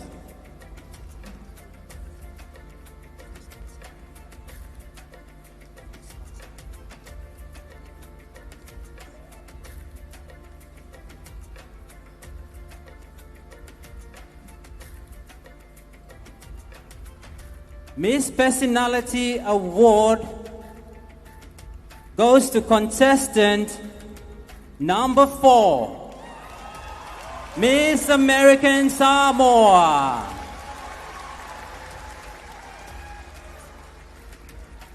The Miss Personality Award is proudly sponsored by Palm Sugar Limited. A big thank you to our sponsor, Palm Sugar Limited, for the prize money.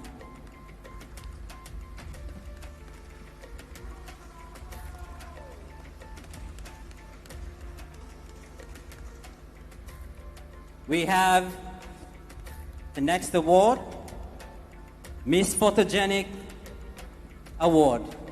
The Miss Photogenic Award is determined by the pageant's official photographer, Kevin Daly. And the Miss Photogenic Award will receive a cash prize of $500. 1,000. It has now been raised to $1,000, courtesy of Printwise.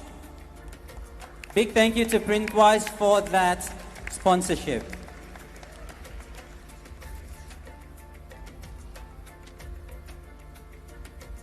Miss Photogenic Award goes to contestant number 2, Miss Samoa.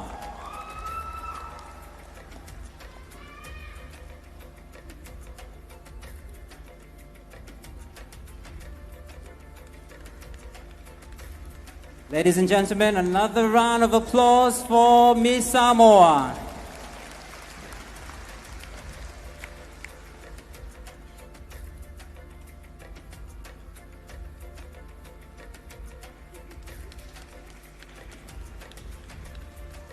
The next special award is the National Tourism Award, and this is decided by the host country pageant organizing committee based on the contestant who is most courteous, prompt to pageant activities, considerate of others, and is the best all-rounder in the eyes of the committee.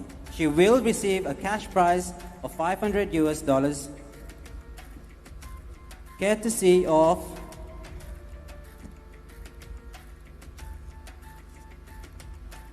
Tourism Solomons.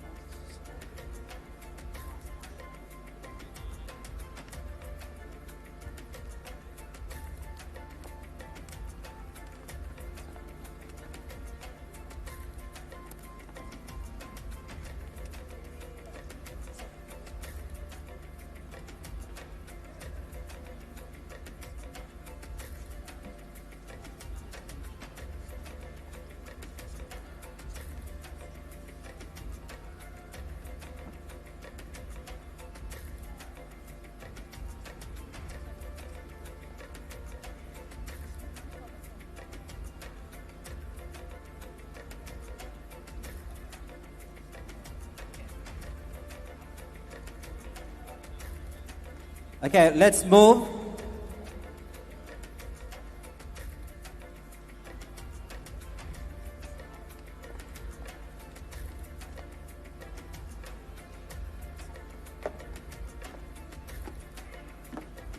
And now to the main pageant awards.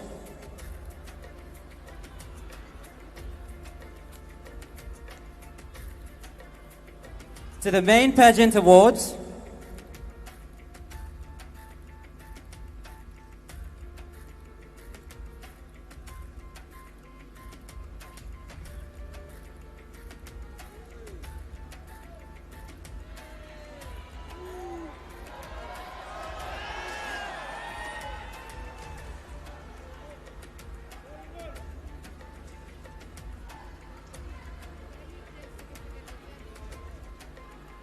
Apologies. For the main pageant awards, Best Talent will receive a cash prize of 500 US dollars. The talent category goes to contestant number 4, Miss American Samoa.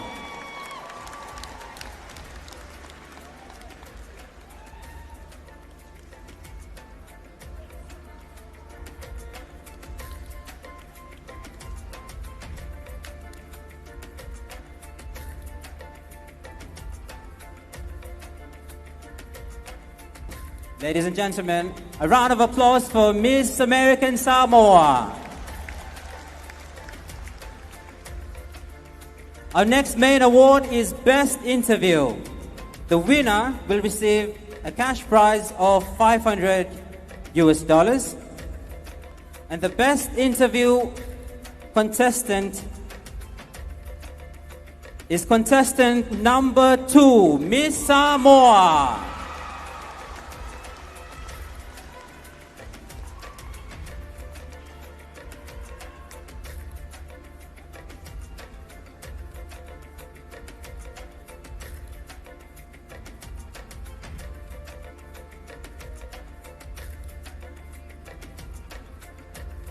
And now to our top 5, beginning with the 4th runner-up.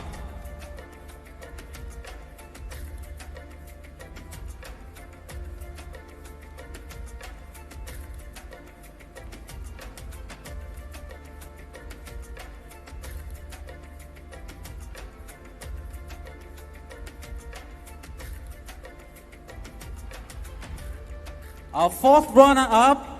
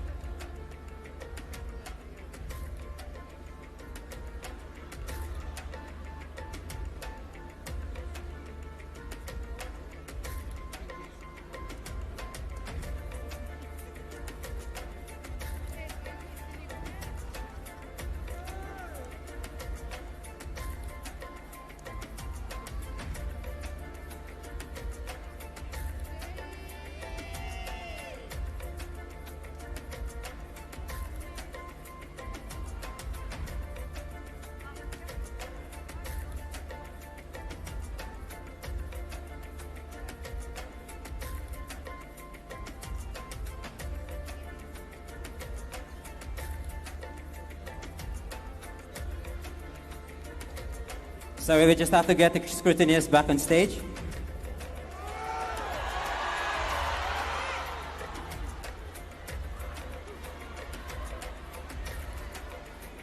Can we have the scrutineers?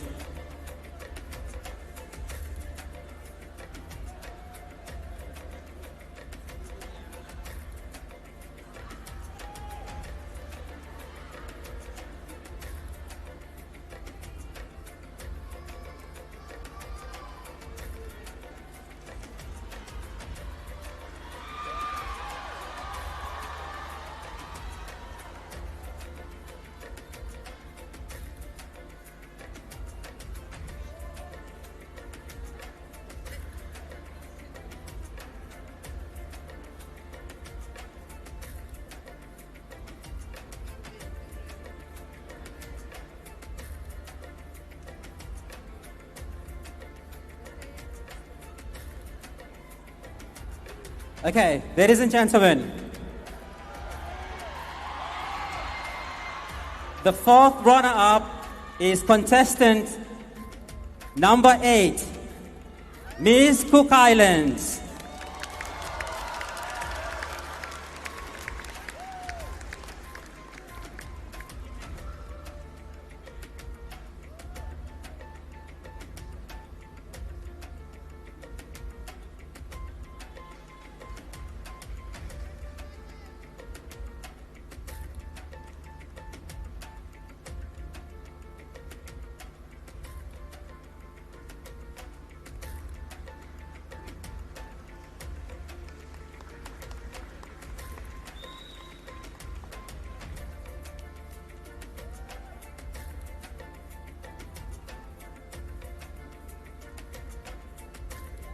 Another round of applause for Miss Cook Islands.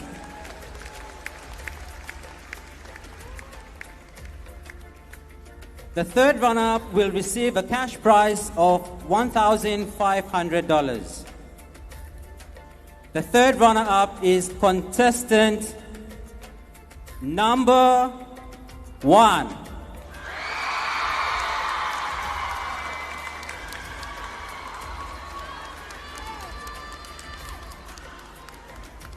Miss Solomon Islands.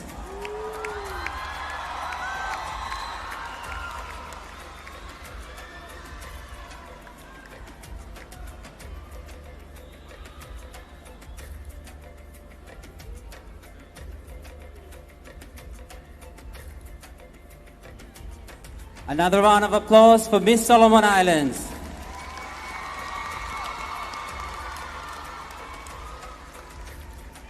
The second runner-up will receive a cash prize of $2,000. The second runner-up is contestant number 4, Miss American Samoa.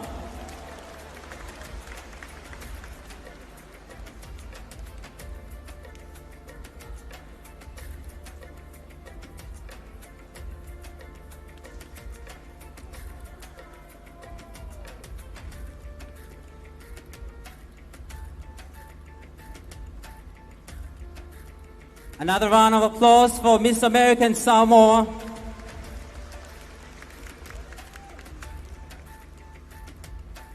Ladies and gentlemen, the first runner-up is very important.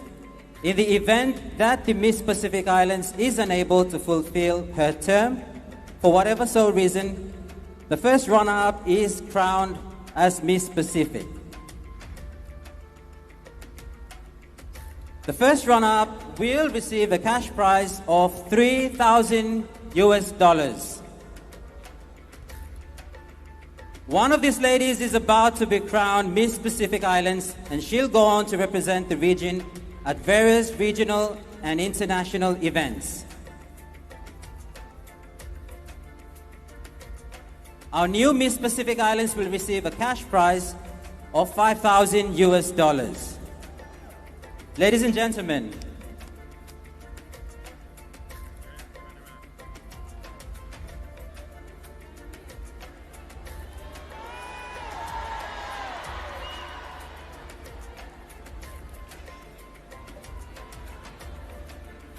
okay, so we just found the Miss Tourism Award.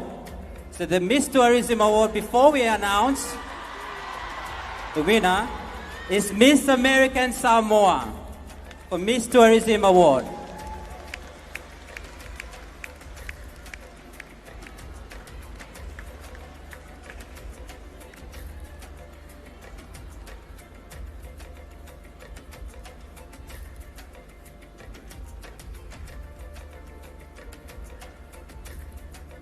So we have 2 final contestants. Our new Miss Pacific Islands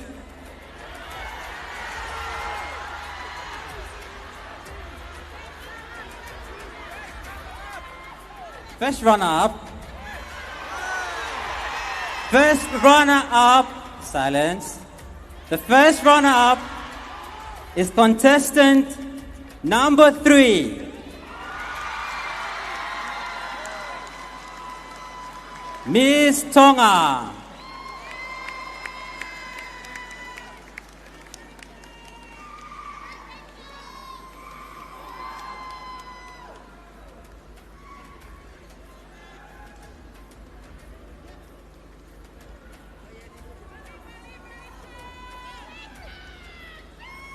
A round of applause for Miss Tonga.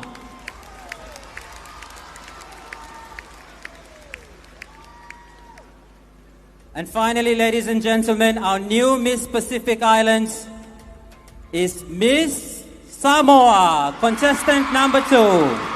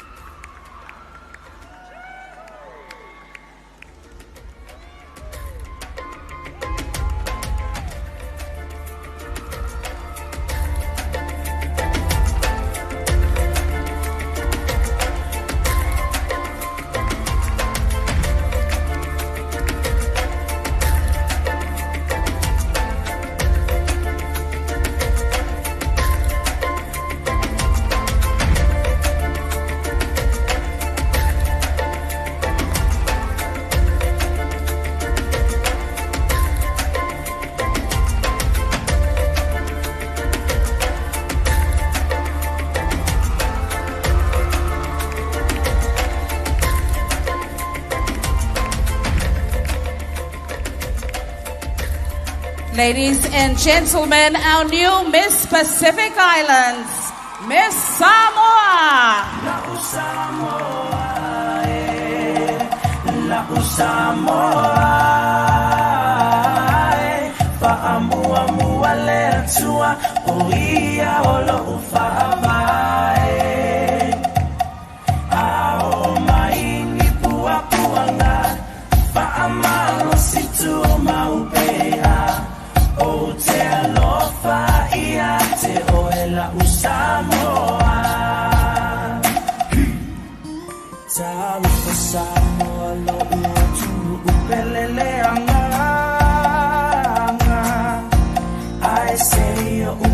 Pese atu mafamatala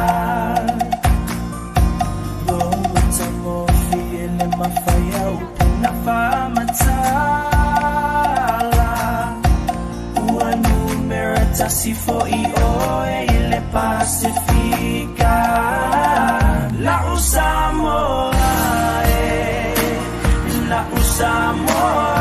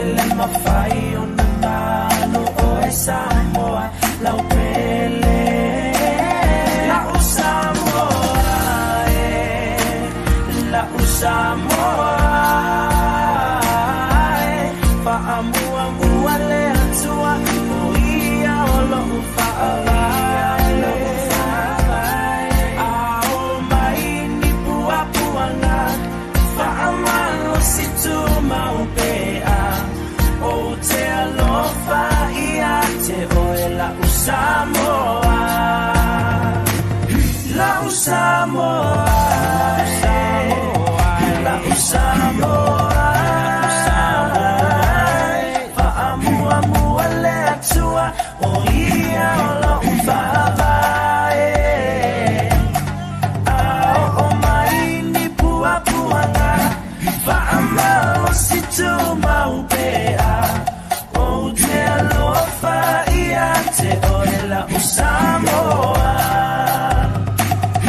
Samoa.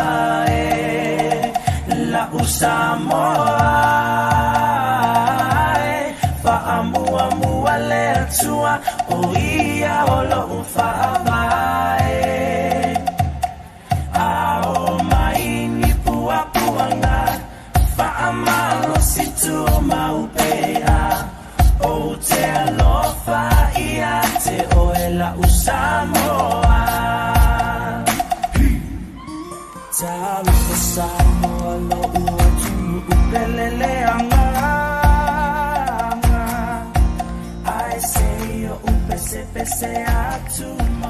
Thank you very much. Another round of applause. There you have it. Congratulations to our new Miss Pacific Islands, the new Miss Pacific Islands, Miss Samoa. And a big thank you to all of you who came out tonight for the 2025 Miss Pacific Islands, as we do have our new Miss Pacific who has been crowned.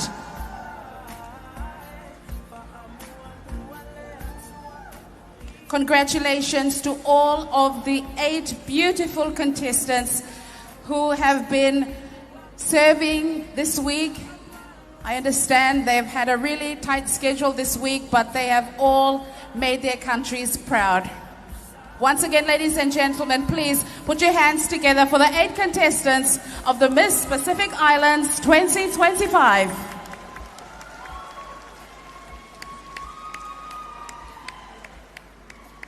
And please join us in Fiji, same time next year, for the Miss Pacific Islands Pageant 2026.